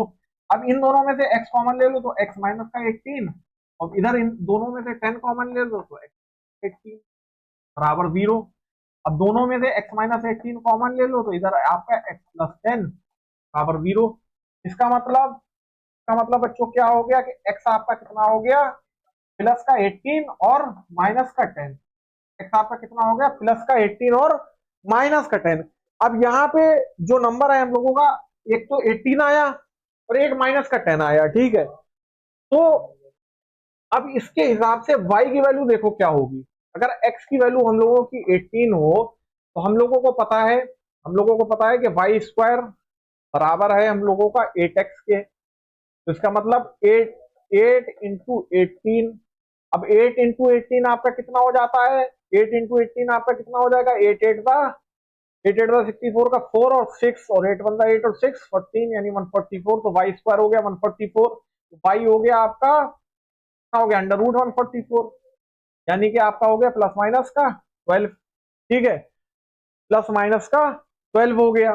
तो यानी कि x की वैल्यू आप 18 लेते हो तो y की वैल्यू आपकी जो है ये आ रही है प्लस माइनस 12। अब अगर आप x की वैल्यू दूसरी वाली माइनस का 10 लेते हो, x की वैल्यू जब आप माइनस का 10 लेते हो तो वाई स्क्वायर बराबर हो जाएगा आपका 8 इंटू माइनस का 10 यानी कि माइनस का 80, यानी कि y आपका जो है वो अंडर रूट माइनस का 80 हो जाएगा। और माइनस का रूट के अंदर जो है वो हम लोगों का रियल नंबर होता ही नहीं है, इसका मतलब ये वाला तो हम लोग लेंगे ही नहीं। इसका मतलब x की वैल्यू 18 और y की वैल्यू आई थी हम लोगों की प्लस माइनस 12, ठीक है। तो अब यहाँ पे तो एक ही नंबर लेना है, जाहिर सी बात है, प्लस माइनस 12 आप दोनों तो लेंगे नहीं, तो कौन सा लेंगे। अब यहाँ पे आप ये देखो, एक है आपका 18, एक है आपका 12, ठीक है। तो अगर x की वैल्यू y की वैल्यू आप यहाँ पे जो है वो क्या कहते हैं, अगर आप इस इक्वेशन के हिसाब से देखो तो दोनों वैल्यू सेटिस्फाई हो रही हैं इसकी, इसकी जो है +12 और -12 दोनों सेटिस्फाई हो रही है, तो आप दोनों ले सकते हो। मतलब x की वैल्यू जो है वो आपको 18 ही लेनी है। x की वैल्यू ये वाली जो है -10 ये आपको नहीं लेनी है, ठीक है, क्योंकि y की वैल्यू अगर आप +12 ले लेते हो तो भी इस इक्वेशन में सेटिस्फाई हो जाएगी, क्योंकि उसका जब स्क्वायर होगा तो इसका मतलब x square minus y square जो है आपका 180 ही आएगा। यहाँ पे आप अगर मान लो y की वैल्यू -12 ले लेते हो तब भी आपका उसका स्क्वायर हो जाएगा, तो वही वैल्यू आएगी। तो x की वैल्यू 18 और y की वैल्यू +-12 आप कोई भी ले सकते हो। तो अब यहाँ पे अगर दो नंबर की बात करे जा रही है तो आप चाहो तो +12 ले लो, चाहो -12 ले लो, और x की वैल्यू आप 18 ही लो, तो यही आपका आंसर हो जाएगा बच्चों, ठीक है। चलिए अब आगे देखिए। अच्छा बच्चों ये देखिए, ये भी बड़ा प्यारा क्वेश्चन है, और स्पीड टाइम डिस्टेंस वाले क्वेश्चन जो है आपके क्वाड्रेटिक की वर्ड प्रॉब्लम में काफी पूछे जाते हैं, और बहुत अच्छे क्वेश्चन होते हैं, बहुत सिंपल होते हैं। अब देखिए इसमें क्या कह रहे हैं कि a train travels a distance of 480 kilometre at a uniform speed, यानी ये एक ट्रेन जो है वो 480 किलोमीटर की डिस्टेंस जो है वो यूनिफॉर्म स्पीड से ट्रेवल करती है। यूनिफॉर्म स्पीड यानी स्पीड चेंज नहीं हो रही, एक ही स्पीड रह रही है।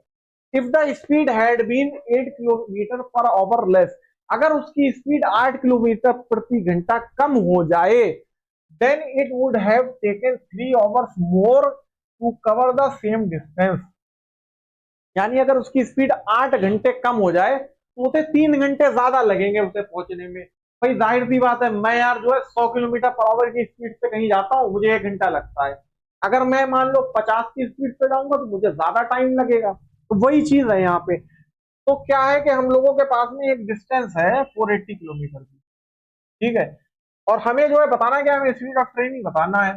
तो मान लेते हैं यार हमारी ट्रेन जो है ना, हमारी जो ट्रेन है वो x किलोमीटर पर आवर की स्पीड से चल रही है, x किलोमीटर पर आवर की स्पीड से जो है वो 480 किलोमीटर की जो डिस्टेंस है इस डिस्टेंस को कवर कर रही है, ठीक है। तो उसको जो है कुछ टाइम लगता होगा, कुछ टाइम लगता होगा, मान लेते हैं उसको टाइम जो लग रहा है वो मान लो TA लग रहा है, ठीक है। फिर दूसरा केस यहाँ पे हमसे कहा जा रहा है कि if the speed had been 8 kilometre per hour less, यानी कि स्पीड उसकी 8 किलोमीटर पर आवर कम हो जाए, यानी -8 किलोमीटर पर आवर हो जाए, x-8 किलोमीटर पर आवर हो जाए, तो उसको कुछ टाइम लग रहा होगा TB। अब जो उसको बाद में जो टाइम लग रहा है वो 3 घंटे ज्यादा लग रहा है, 3 घंटे ज्यादा लग रहा है, ठीक है। इतनी ही डिस्टेंस को to cover the same distance, इतनी ही डिस्टेंस को कवर करने में 3 घंटे ज्यादा टाइम लग रहा है। इस चीज को लीनियर इक्वेशन में हम लोगों ने पढ़ा था, कैसे हम लोग लिखेंगे कन्वर्ट करके, कि ये वाला जो टाइम है ये इससे 3 घंटे ज्यादा है, यानी कि जो TA था हमारा, अगर हम बात करें तो TB +3 है, मतलब ये 3 घंटे जो है, ये वाला टाइम जो है हमारा क्या है, 3 घंटे ज्यादा है, ठीक है। तो हमारी इक्वेशन क्या बनेगी, हमारी इक्वेशन क्या बनेगी, हमारी इक्वेशन बनेगी TA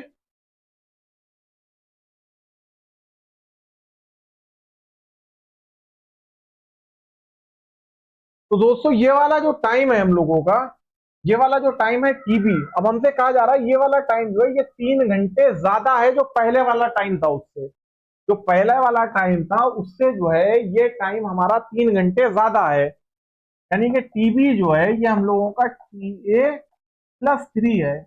पहले जो है उसको ज्यादा स्पीड से चल रहा था, उसको टाइम कम लग रहा था, अब वो हल्की स्पीड से चल रहा है तो उसको टाइम ज्यादा लगेगा। तो कितना ज्यादा लगेगा, 3 घंटे का डिफरेंस है, तो TB जो है वो हम लोगों का TA +3 है, ठीक है। अब ये तो हम लोगों का समझ लो यहां तक आधा क्वेश्चन हम लोगों का सॉल्व हो गया। अब यहां से देखो इसको अप्रोच किस तरीके से हम लोग करते हैं।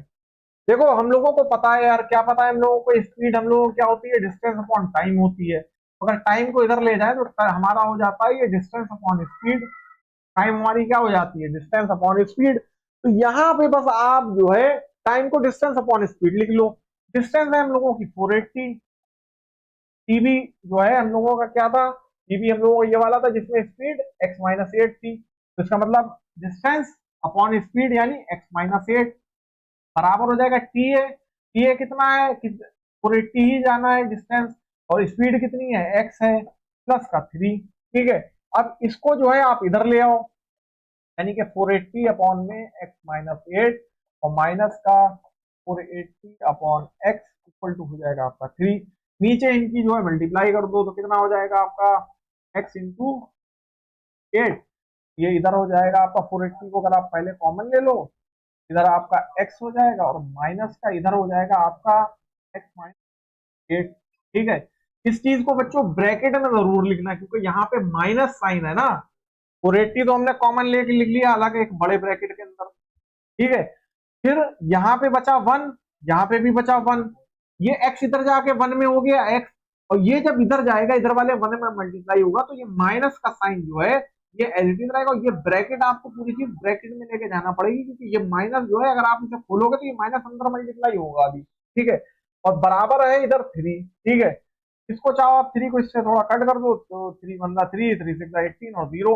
अब इस 160 को चाहो आप नीचे भेज दो, तो इस 160 को आप नीचे भेजोगे तो क्या हो जाएगा, इसको आप चाहो तो खोल लो, ये हो जाएगा आपका x और माइनस का x और प्लस का 8। ठीक है, तो नीचे आपका क्या हो जाएगा, नीचे हो जाएगा आपका एक्स स्क्वायर माइनस 8x, आपका कट गया। ठीक है, ये 160 आ गया आपका इधर नीचे, 1/160 हो गया। ठीक है, इसको इधर मल्टीप्लाई कर दो, उसको उधर भेज दो, एक्स स्क्वायर माइनस का 8x, तो ये इधर आके जो है आपका हो गया कितना, 116 इंटू 8, 16 इंटू 8 आपका कितना हो जाएगा, 16 इंटू 8 कितना हो जाएगा, 6 8 था आपका 48 का 8 और 4, 8 8 बनता 8 और 4, यानी कि 1280।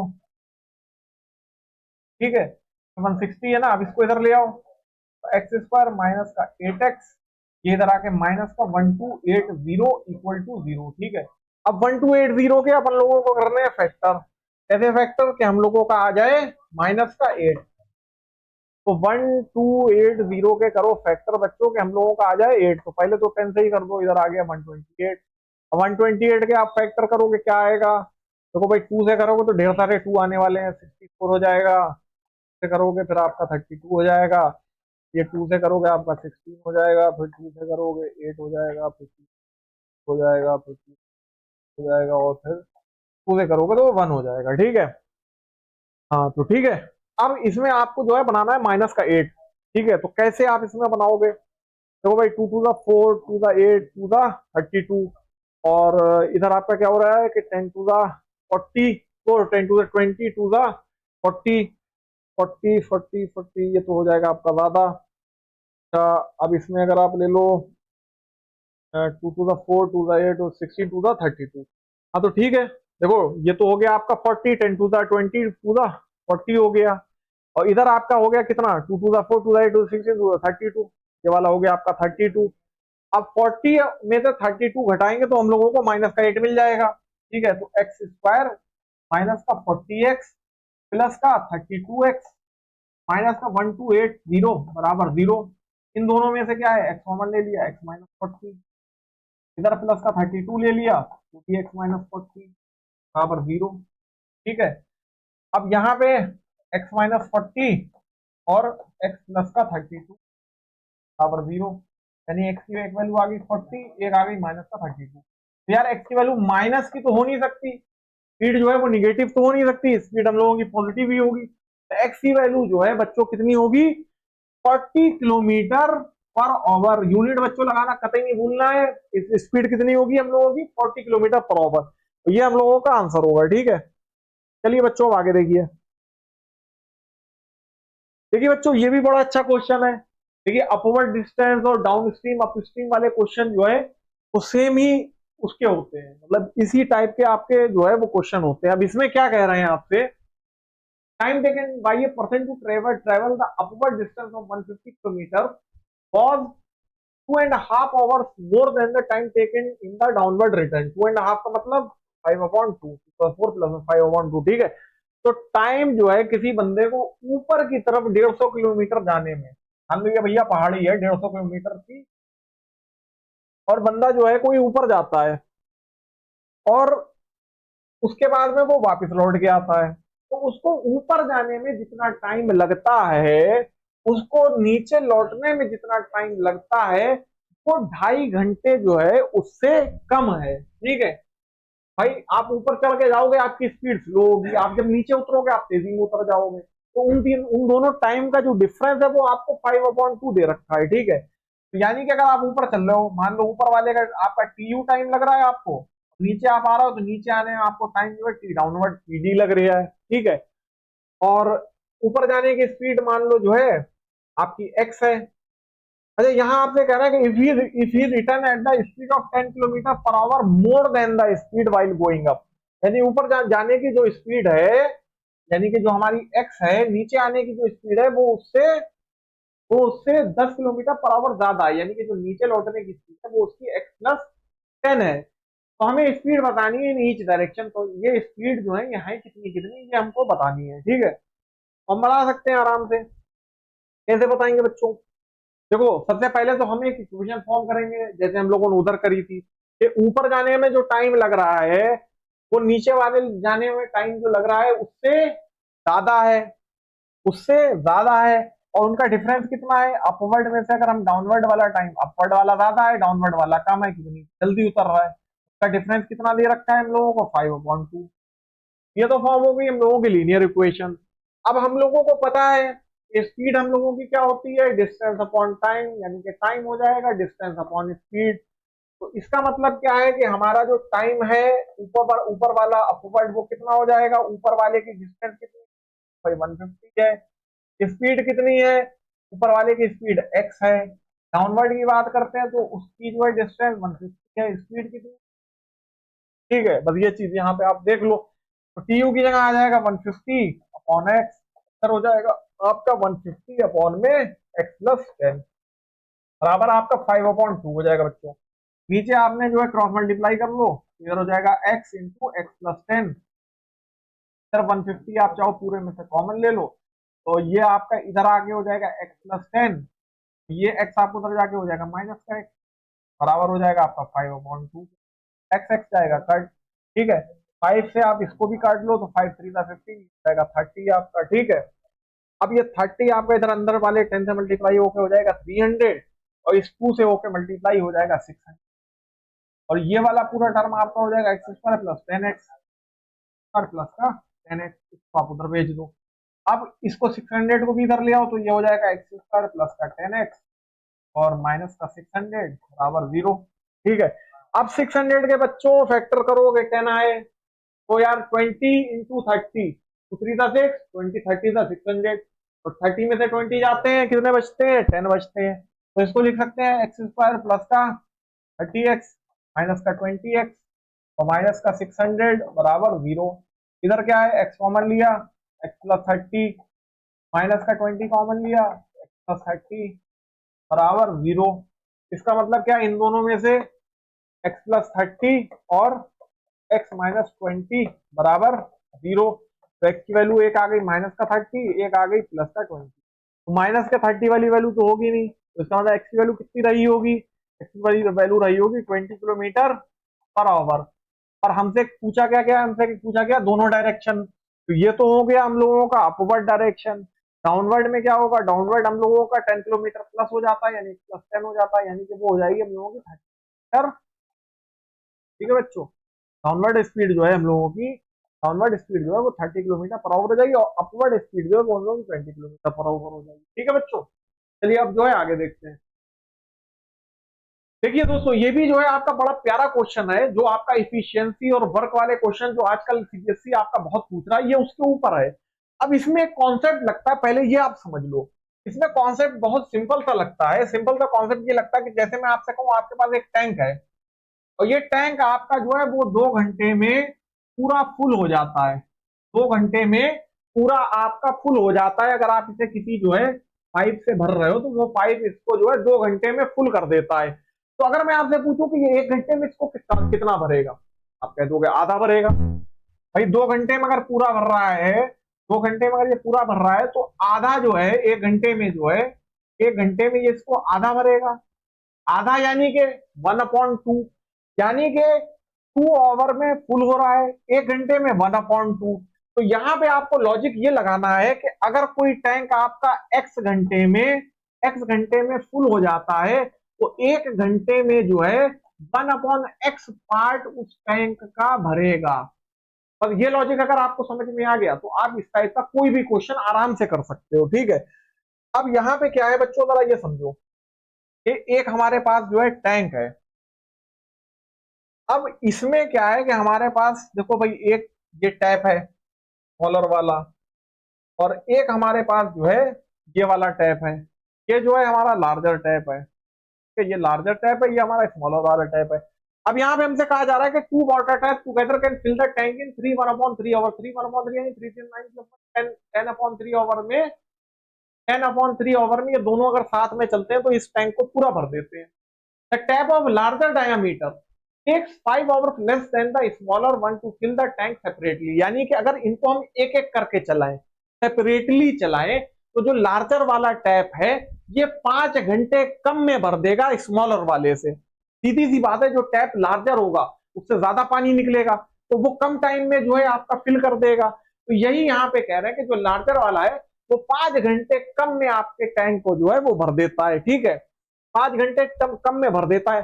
Find the time in which each tap fill the tank separately. हमें वो टाइम बताइए जिसमें अलग अलग ये जो है टैंक को फिल कर देते हैं। ठीक है, तो हम मान लेते हैं सबसे पहले जो है, मान लेते हैं अगर स्मॉलर वाला जो है वो हमारा x घंटे में फिल कर देता है, तो अगर मैं आपसे कहूं 1 घंटे में कितना ये भरेगा टैंक को, भाई आप कहोगे 1/x पार्ट भरेगा। स्मॉलर वाला जो टैप है हम लोगों का, पीला वाला जो टैप है, ये जो है 1 घंटे में कितना भर रहा है, 1 घंटे में ये कितना भर रहा है, 1 घंटे में ये जो है 1/x पार्ट जो है इसका वो भर रहा है। ठीक है, अब उसके बाद में अब अगर अपने बात करें जो अपना पर्पल वाला यानी लार्जर टैप है, लार्जर टैप जो है वो क्या है कि 5 घंटे कम ले रहा है इससे। कि अगर x घंटे में भर रहा है तो वो 5 घंटे कम में भरेगा। तो अगर मैं कहूं कि आपसे कि लार्जर वाला जो है ये x ले रहा है, तो लार्जर वाला जो है वो कितना लेगा, वो x -5 घंटे नहीं लेगा क्या बच्चों, -5 घंटे लेगा। यानी कि 1 घंटे में उसका कितना पार्ट भरेगा, 1 घंटे में उसका 1/x 5 पार्ट जो है वो भरेगा। घंटे में x-5 पार्ट भरेगा। तो लार्जर वाला जो इसका पार्ट भरेगा 1 घंटे में, वो इसका 1/x-5 पार्ट भरेगा। ठीक है, सिंपल। अब एक चीज हमें गिवन है, क्या गिवन है कि दोनों को अगर अपने साथ में चलाते हैं तो ये 3 1/3 यानी कि 10/3 आवर में फिल कर देते हैं। गिवन क्या है, गिवन है together they fill tank in 10/3 hour. ठीक है, तो in 1 hour, in 1 hour fill 1 घंटे में कितना भरेंगे बच्चों, 1/10/3, अपॉन के अपॉन वाला ऊपर, 3 ऊपर आ जाएगा, तो यानी कि 3/10 पार्ट। तो यानी कि अगर दोनों साथ में अगर अपने चलाते तो 1 घंटे में बच्चों ने कितना भरते, 3/10 पार्ट भरते। तो अगर अपने दोनों साथ में चलाएंगे तो दोनों 1 घंटे में कितना भरेंगे, 3/10 पार्ट भरेंगे। तो 3/10 पार्ट जो है इसका ये भरेंगे। अच्छा, हम लोगों ने क्या करा, हम लोगों ने यहाँ पे इसके हिसाब से देखा कि ये लोग कितना कितना भर रहे हैं, ये 1/x, ये 1/x-5। तो क्या इन दोनों का सम ही 3/10 नहीं है बच्चों, बिल्कुल है। तो इसको बराबर कर देते हैं हम लोगों की, एक इक्वेशन बन जाएगी, उसे अपने आराम से सॉल्व करके निकाल लेंगे। तो ये क्या है कि 1/x प्लस का 1/x-5 बराबर हो जाएगा आपका 3/10 के। अब यहाँ पे नीचे जो है इनका मल्टीप्लाई कर लो, तो x-5, ये इधर आके x-5 और प्लस का x बराबर 3/10।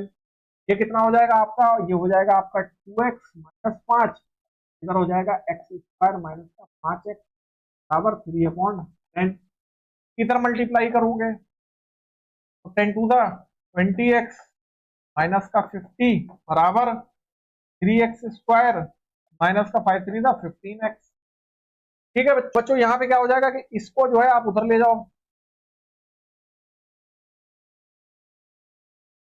तो इसको जो है बच्चों उधर ले जाओ, तो ये हो जाएगा 3x², 20x आपका उधर जाके कितना हो जाएगा, माइनस का 20 और 15 35x, तो 50 आपका उधर जाके प्लस का 50 बराबर 0। ठीक है, अब आपको जो है 50 3 150 के ऐसे फैक्टर करने के 35 आए, 50 के ऐसे फैक्टर करने के 35 आए। तो 50 कैसे फैक्टर 150 कैसे फैक्टर क्या होंगे कि 35 है, 30 इंटू 5 150 होता है, यानी कि 3x² माइनस का 30x और माइनस का 5x और प्लस का 50 बराबर 0। इन दोनों में से 3x कॉमन, ठीक है, x माइनस 10 माइनस का 5 कॉमन, 10 बराबर 0।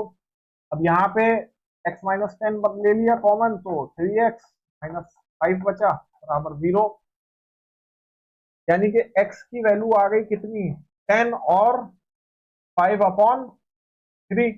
ठीक है, तो x की वैल्यू एक तो आ गई बच्चों अपनी 10 और एक वैल्यू आ गई अपनी 5/3। तो अगर, अच्छा, यहां पे अगर अपने देखें ये वैल्यू अपनी क्या है, 10 है, तो अगर ये वैल्यू 10 है यानी कि अपनी स्मॉलर वाले की वैल्यू कितनी है, 10 है। ये स्मॉलर वाले की अगर ये वैल्यू 10 है तो लार्जर वाले की कितनी होगी, अगर x की वैल्यू अपने 10 लेके चले, लार्जर वाले की कितनी निकलेगी, 10-5, 10-5 यानी कि 5/, यानी कि अगर x यानी कि अपना 10/, ले तो लार्जर वाला 5/, निकलेगा।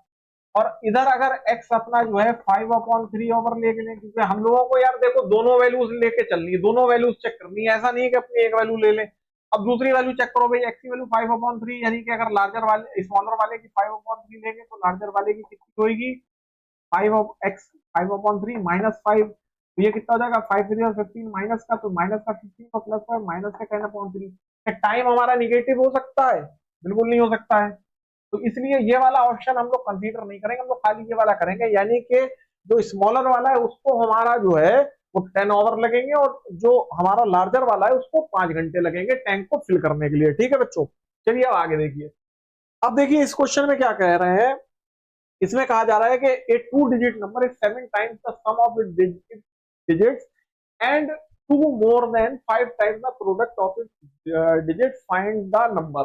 तो बच्चों देखो इस टाइप के क्वेश्चन में पहले तो ये समझो कि जैसे कि मैं आपसे कहूँ दो डिजिट्स हैं आपके पास 2 और 5, इनको यूज करके आपको 25 बनाना है, तो आप कैसे बनाओगे, आप कहोगे कि इसमें जो है 10 से मल्टीप्लाई कर दो और फिर इसमें जो है वो ऐड कर दो 5, तो 2 10 20 प्लस 5 25 बन जाएगा।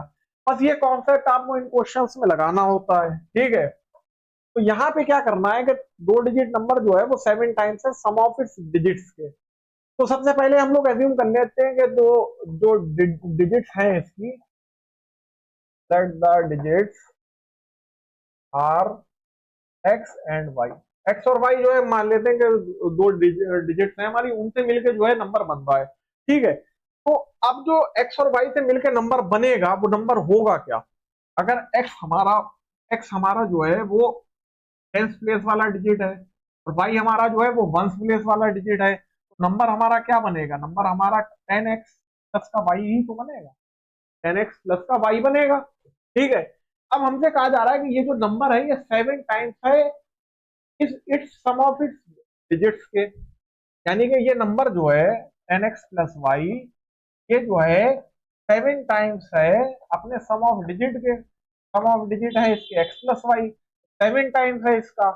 तो ये एक तो चीज हमें ये दे रखी है, इसको थोड़ा और सिंप्लीफाई कर लें तो ये हो जाएगा 10x प्लस का वाई बराबर 7x प्लस का 7y, दोनों को इधर ले आओ तो 10 में से 7 गए आपके 3x बचा, इधर +1 माइनस का 7 तो माइनस का 6y बचा बराबर 0, दोनों में कॉमन लेके उधर भेज दिया तो x माइनस वाई बराबर 0। एक तो ये इक्वेशन हो गई अपने पास में। ठीक है, अब दूसरा स्टेटमेंट बच्चों पढ़ो क्या कह रहे हैं, and 2 more than 5 times the product of its digits, यानी कि साथ में वो नंबर जो है 10x प्लस वाई जो है ये क्या है, 2 more than 5 time product of its digits, यानी कि 5 टाइम्स का जो प्रोडक्ट ऑफ डिजिट्स होगा यानी एक्स वाई होगा उससे कितना ज्यादा है, उससे 2 ज्यादा है।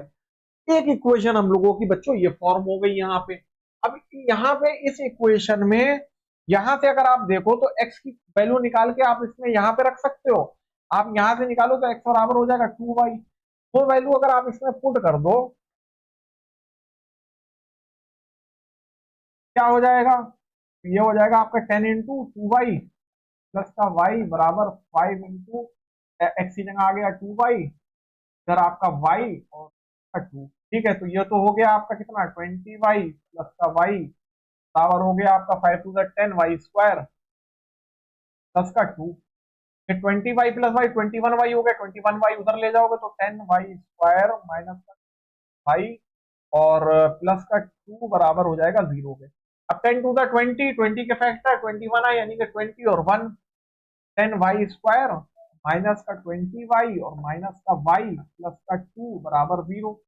अब इन दोनों में से 10 कॉमन 10y कॉमन ले लिया तो बचा कितना y माइनस 2। इनमें से माइनस कॉमन ले लिया तो y माइनस 2 बराबर 0। यानी कि y माइनस 2 और 10y माइनस 1 बराबर 0। तो मतलब y की वैल्यू एक तो 2 आ गई, एक आई जो है प्लस का 1/10। प्लस का 1/10 तो डिजिट हो नहीं सकता। डिजिट जो होता है वो तो एक नेचुरल नंबर होना है। नेचुरल नंबर क्या नंबर होगा जो 1 से लेके 9 तक, 0 से 9 तक का होगा। तो डिजिट इसका मतलब क्या होगा आपका 2 होगा। ठीक है, अब y की वैल्यू अगर आप 2 इसमें रखो तो x कितना आ जाएगा आपका, x आपका था 2y, y की वैल्यू हमने 2 रखी तो x आ गया हमारा 2 यानी कि x आ गया हमारा 4। इसका मतलब जो नंबर हो गया हमारा, नंबर क्या हो गया हमारा क्या था, x है हमारा 4 y है 2, तो यानी कि 42 जो है ये हमारा वो नंबर हो जाएगा जो हमसे पूछा गया है। ठीक है बच्चों, चलिए अब आगे देखिए, फटाफट आगे देखिए बच्चों। ये देखिए, ये भी बड़ा प्यारा क्वेश्चन है एजेस के ऊपर। इसमें क्या कह रहे हैं, इसमें कह रहे हैं कि at present the Saurabh age is 3 years more than the square of his son's Ravi's age. ठीक है, ये और when the Ravi grows to his father's present age, Saurav's age would be 6 years less than the 13 times the present age of Ravi. Find the present age of Ravi and Saurav. इस type के question में सबसे पहले आप जो edges दी जा रही हैं आप उनको एज्यूम कर लो एक्स और वाई। तो यहाँ पे हम जो है मान लेते हैं कि सौरभ जो है उनकी एज एक्स होगी और उनके जो सन है रवि उनकी एज जो है वो वाई है। सबसे पहला काम तो आप ये करो। उसके बाद में ये देखो कि ये कह क्या रहे हैं, ये कह रहे हैं कि एट प्रेजेंट, प्रेजेंट यानी अभी इस मोमेंट पे सौरभ की जो एज है is 3 years more than the square of his son's Ravi's age. यानी कि सौरभ की जो एज है अभी एक्स, ये क्या है, ये है कि जो square of his son's Ravi's age है, यानी रवि सन जो रवि की एज वाई है उसका जो स्क्वायर है उससे 3 ज्यादा है, उससे 3 ज्यादा है। एक तो बच्चों यहाँ पे आपकी ये इक्वेशन गई बनी इस स्टेटमेंट से। ठीक है, अब बच्चों आगे वाला स्टेटमेंट पढ़ो। अगला स्टेटमेंट आपका क्या कह रहा है कि when Ravi grows to his father's present age. तो यहाँ पे जो बात हो रही थी, ये जो इक्वेशन हम लोगों ने बनाई है ये बनाई है प्रेजेंट के हिसाब से, यानी कि अभी अब बात हो रही है कि जब रवि बड़ा होकर अपने फादर की उम्र का हो जाता है, यानी कि अपने फादर की एज पर पहुंच जाता है, फिर सौरभ की age would be 6 years less than, तो 39% हो जाओ। पहले तो ये समझो कि जब वो अपनी फादर की एज पे पहुंचेगा तब क्या हुआ होगा, यानी कि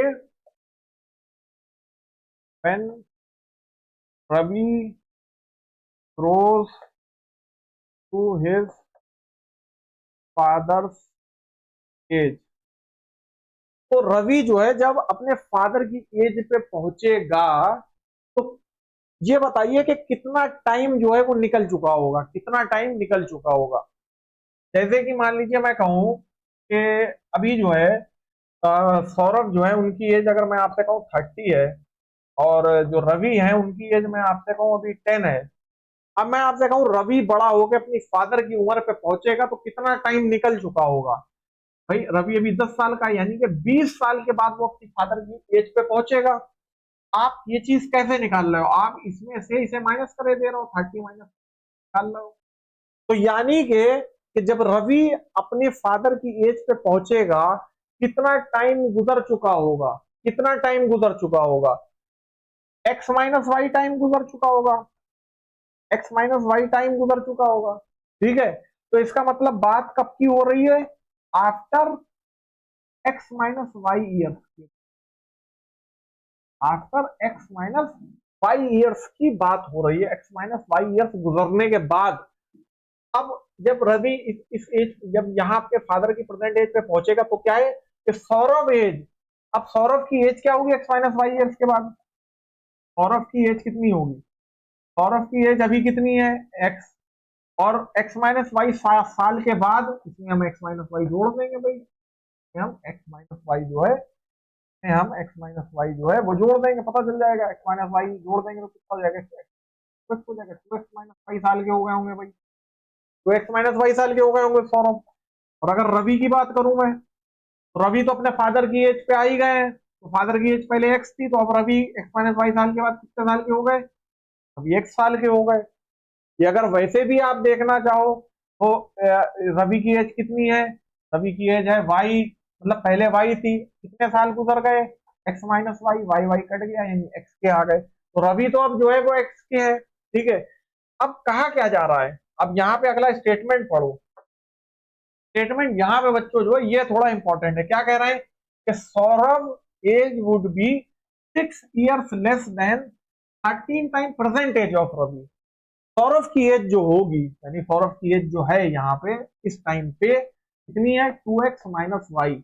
ये क्या है, ये है 6 years less than the 13 time present age of Ravi, 13 time present age of Ravi. तो यहाँ पे आप रवि की एज ये लोगे या आप रवि की एज जो है ये लोगे, पहले तो मुझे ये बताओ, पहले तो मुझे आप ये बताओ भाई। जब प्रेजेंट एज की बात हो रही है तो आप ये वाली एज लोगे ना, सिंपल सी बात है। तो इसके 13 टाइम्स, यानी कि प्रेजेंट एज जो रवि की है वाई उसका 13 टाइम्स, यानी 13 वाई से क्या है 6 years लेस है, यानी कि माइनस का 6। ठीक है, एक इक्वेशन बच्चों जो है आपकी बन गई है, एक इक्वेशन आपकी बन गई है। अब यहाँ पे इसको थोड़ा सा आप कर लो सिंप्लीफाई, इसको जो है आप इधर ले आओ। ठीक है, इसको आप इधर ले आओ, या आप वाई को उधर ले जाओ, या आप इसको इधर ले आओ, तो कितना हो जाएगा, ये हो जाएगा आपका 2x, तो आप इधर ले आओ तो आपका माइनस का वाई और माइनस 13 माइनस का 14 वाई बराबर कितना, माइनस का 6। यानी कि पूरी इक्वेशन को 2 से डिवाइड कर दो, यानी x माइनस वाई बराबर माइनस का 6 है। अच्छा, अब अगर मैं आपसे कहूं कि इसमें जो है x की जगह आप जो है y पुट कर दो, तो पूरी इक्वेशन आपकी क्वाड्रेटिक एक y में नहीं बन जाएगी। तो x की वैल्यू यहाँ से कितनी हो जाएगी आपकी, 7y उधर भेजो तो 7y माइनस का 6 माइनस का 7y प्लस का 7y हो गया। अब ये वैल्यू जो है अगर आप पुट कर दो 1 में, ये वैल्यू अगर आप इसमें पुट कर दो तो कितना हो जाएगा, 7y माइनस 6 बराबर हो जाएगा वाई स्क्वायर प्लस 3। ठीक है, अब इसको उधर ले जाओ, इसको भी उधर ले जाओ, तो वाई स्क्वायर माइनस का 7y और माइनस का 6 उधर जाके प्लस का 6 हो जाएगा, प्लस का 6 और प्लस का 3 हो जाएगा आपका कितना, प्लस का 9, का 9 बराबर 0। ठीक है बच्चों, यही होगा ना। तो ये आपका हो गया 2x माइनस वाई बराबर 30y माइनस का 6। ठीक है, क्या आपका 2x माइनस का 14y बराबर आपका माइनस का 6। ठीक है, x माइनस 7y बराबर माइनस का 3 होगा ना बच्चों यहाँ पर।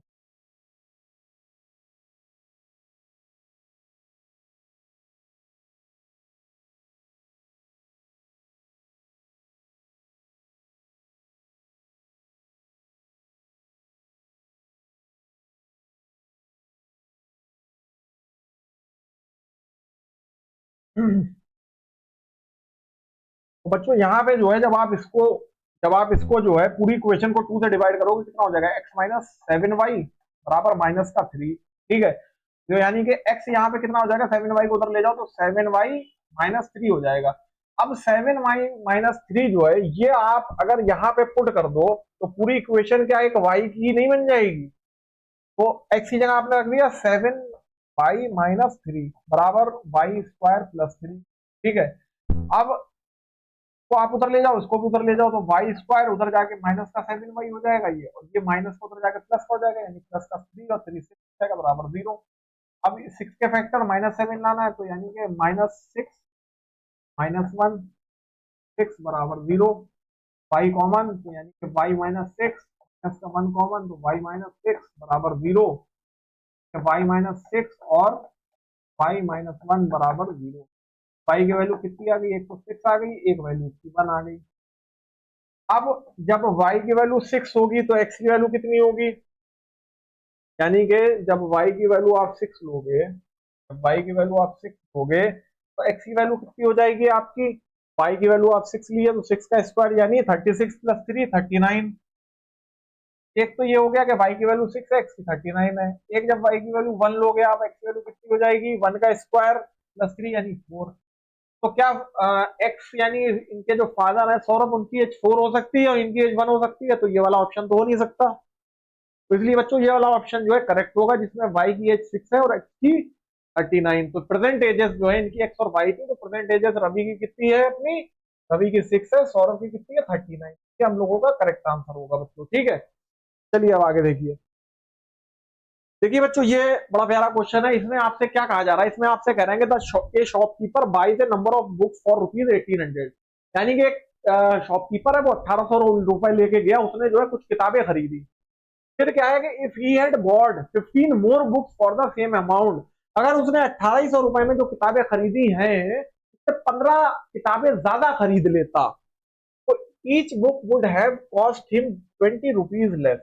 तो हर बुक उसको जो है 20 रुपए सस्ती पड़ती, ठीक है। तो how many books he bought initially, तो कितनी बुक्स उसने स्टार्टिंग में खरीदी है, ये बात हमको बतानी है। तो मान लेते हैं कि उसने स्टार्टिंग में एक्स बुक खरीदी है। Let the shopkeeper buys x books,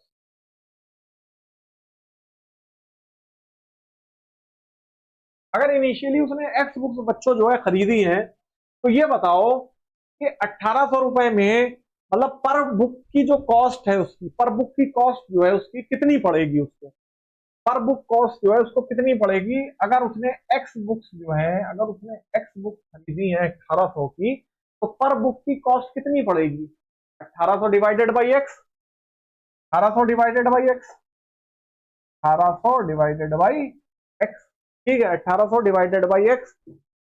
अच्छा अब दूसरी बात कह रहे हैं कि अगर उसने 15 बुक्स ज्यादा खरीदी होती इसी इतने ही रुपयों में, अच्छा 15 बुक्स ज्यादा खरीदी होती तो पर बुक की कॉस्ट उसे कितनी पड़ती, 1800 अपॉन में एक्स प्लस 15 बुक्स खरीदी उसने। 15 बुक्स ज्यादा का मतलब क्या है कि अब उसने कितनी खरीदी, एक्स प्लस 15 बुक्स जो है उसने खरीदी है। तो उस अगर उसने जो है 15 बुक ज्यादा खरीदी होती, तो ईच बुक्स का कॉस्ट जो है उसको 20 रुपए सस्ता पड़ता, 20 रुपए सस्ता पड़ता। यानी इसमें से अगर हम पर बुक की कॉस्ट को, उसने 15 बुक्स ज्यादा खरीदता, तो जो पर बुक की कॉस्ट होती वो होती एक्स प्लस 15। अब ये पर बुक की कॉस्ट में से ये पर बुक की कॉस्ट अगर माइनस कर रहा है, तो उसको 20 रुपए बचते। यही तो हमसे कहा जा रहा है, यही तो हमसे कहा जा रहा है, तो उसको 20 रुपए बचते। तो बस इसको जो है अब अपना इक्वेशन बन गई, इसको सॉल्व कर लेते हैं। अब इन दोनों में से 1800 कॉमन ले लो, इधर बचेगा आपका 1/x और माइनस का 1/x प्लस का 15। सर आपका हो जाएगा 20, 0 से 0 उड़ाओ, 2 से इसे काटो तो आपका 90 बचा, को इधर भेजो तो हो जाएगा आपका कितना, x प्लस 15, इधर हो जाएगा माइनस का x, नीचे आपका हो जाएगा एक्स स्क्वायर प्लस का 15x, और ये आपका 90 इधर आ जाएगा नीचे, तो 1/90 हो जाएगा, ठीक है। एक्स से एक्स काट दो, अब इसको उधर भेजो, तो ये उधर जाके एक्स स्क्वायर प्लस का 15x हो जाएगा, ये इधर आके आपका 90 × 15 यानी कि कितना हो जाएगा, 1350 हो जाएगा क्या, ठीक है।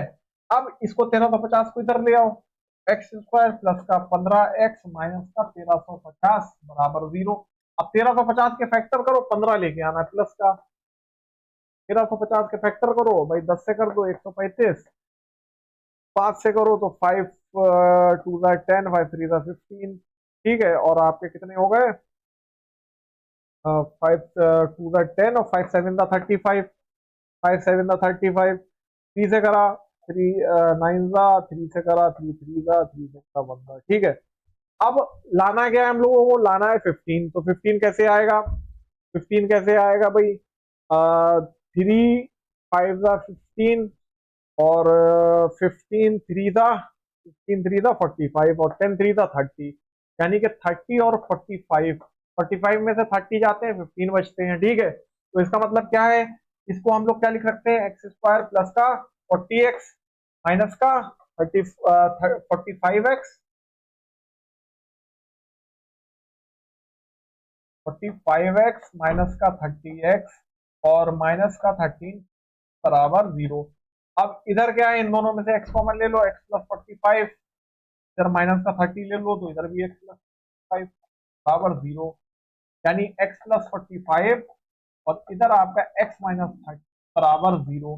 x की वैल्यू एक तो 30 आ गई बच्चों, एक आपकी माइनस का 40 आ गई, तो माइनस का की वैल्यू तो हो नहीं सकती, माइनस में तो वो किताबें खरीद नहीं सकता, इसका मतलब x की वैल्यू कितनी रही होगी, 30 रही होगी, यानी कि इनिशियली बच्चों कितनी बाई करी होगी, 30 जो है वो बाई करी होगी। ठीक है, चलिए अब आगे देखिए। तो बच्चों केस स्टडी के ऊपर भी क्वेश्चन आ जाते हैं, क्वाड्रेटिक से केस स्टडी के ऊपर भी क्वेश्चन बनते हैं। तो देखिए बच्चों ये क्वेश्चन जो है केस स्टडी का है, 2024 में आया है, इस टाइप के क्वेश्चन भी आपके कभी कभार पूछ लिए जाते हैं। तो देखिए इसमें क्या कहा जा रहा है, इसमें हमसे कह रहे हैं in the picture given below one can see the rectangular in ground swimming pool installed by a family in their backyard. तो एक मतलब कुछ एक फैमिली उन्होंने अपने बैकयार्ड में एक स्विमिंग पूल बनाया है इस तरीके से।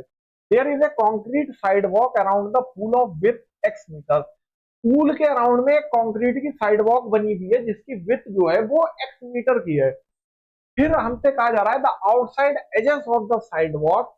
तो आउटसाइड एजेस है साइड वॉक की, वो मेजर करती है 7 मीटर और 12 मीटर। यानी कि जो बाहरी एजेस हैं, बाहरी किनारे जो हैं पूल के, अगर हम नापते हैं बाहरी किनारे, अंदरूनी नहीं बाहर वाले, तो वो 7 मीटर और 12 मीटर है। ठीक है, तो जैसे कि ये पुल बनाया कर बिल्कुल इसी डिजाइन का अपने बनाए हैं, इस टाइप का पुल है। तब जो ऐसे में लंबाई है वो ज्यादा है, ऐसे में थोड़ी कम है। फिर अंदर जो है ये इस तरीके से है कुछ, जो है कुछ ये इस तरीके से है। ठीक है, हाँ अब हमसे देखो फिगर पे ध्यान मत देना, फिगर हो सकता थोड़ी आपको टेढ़ी मेढ़ी लग रही हो, बट ये रेक्टेंगल है। ठीक है, अब यहाँ पे क्या है कि जो आउटसाइड एजेस हैं यानी बाहरी किनारे हैं वो 7 मीटर और 12 मीटर हैं। यानी कि जो कम वाला भाई 7 मीटर होगा, कम वाला 7 मीटर होगा, ज्यादा वाला 12 मीटर होगा। बात है, ठीक है। अच्छा हमसे ये भी कहा गया है कि जो कंक्रीट साइड वॉक है बना हुआ, उसकी जो विथ है वो एक्स मीटर है। यानी ये जो साइड वॉक बना हुआ है, जो साइड वॉक बना हुआ है इसकी जो विथ है वो एक्स मीटर है। यानी ये जो विथ है ये बच्चों हमको एक्स मीटर दे रखी है। ठीक है, ये हमको एक्स मीटर दे रखी है। अब हमसे कहा जा रहा है based on the information given above form A quadratic equation in terms of x.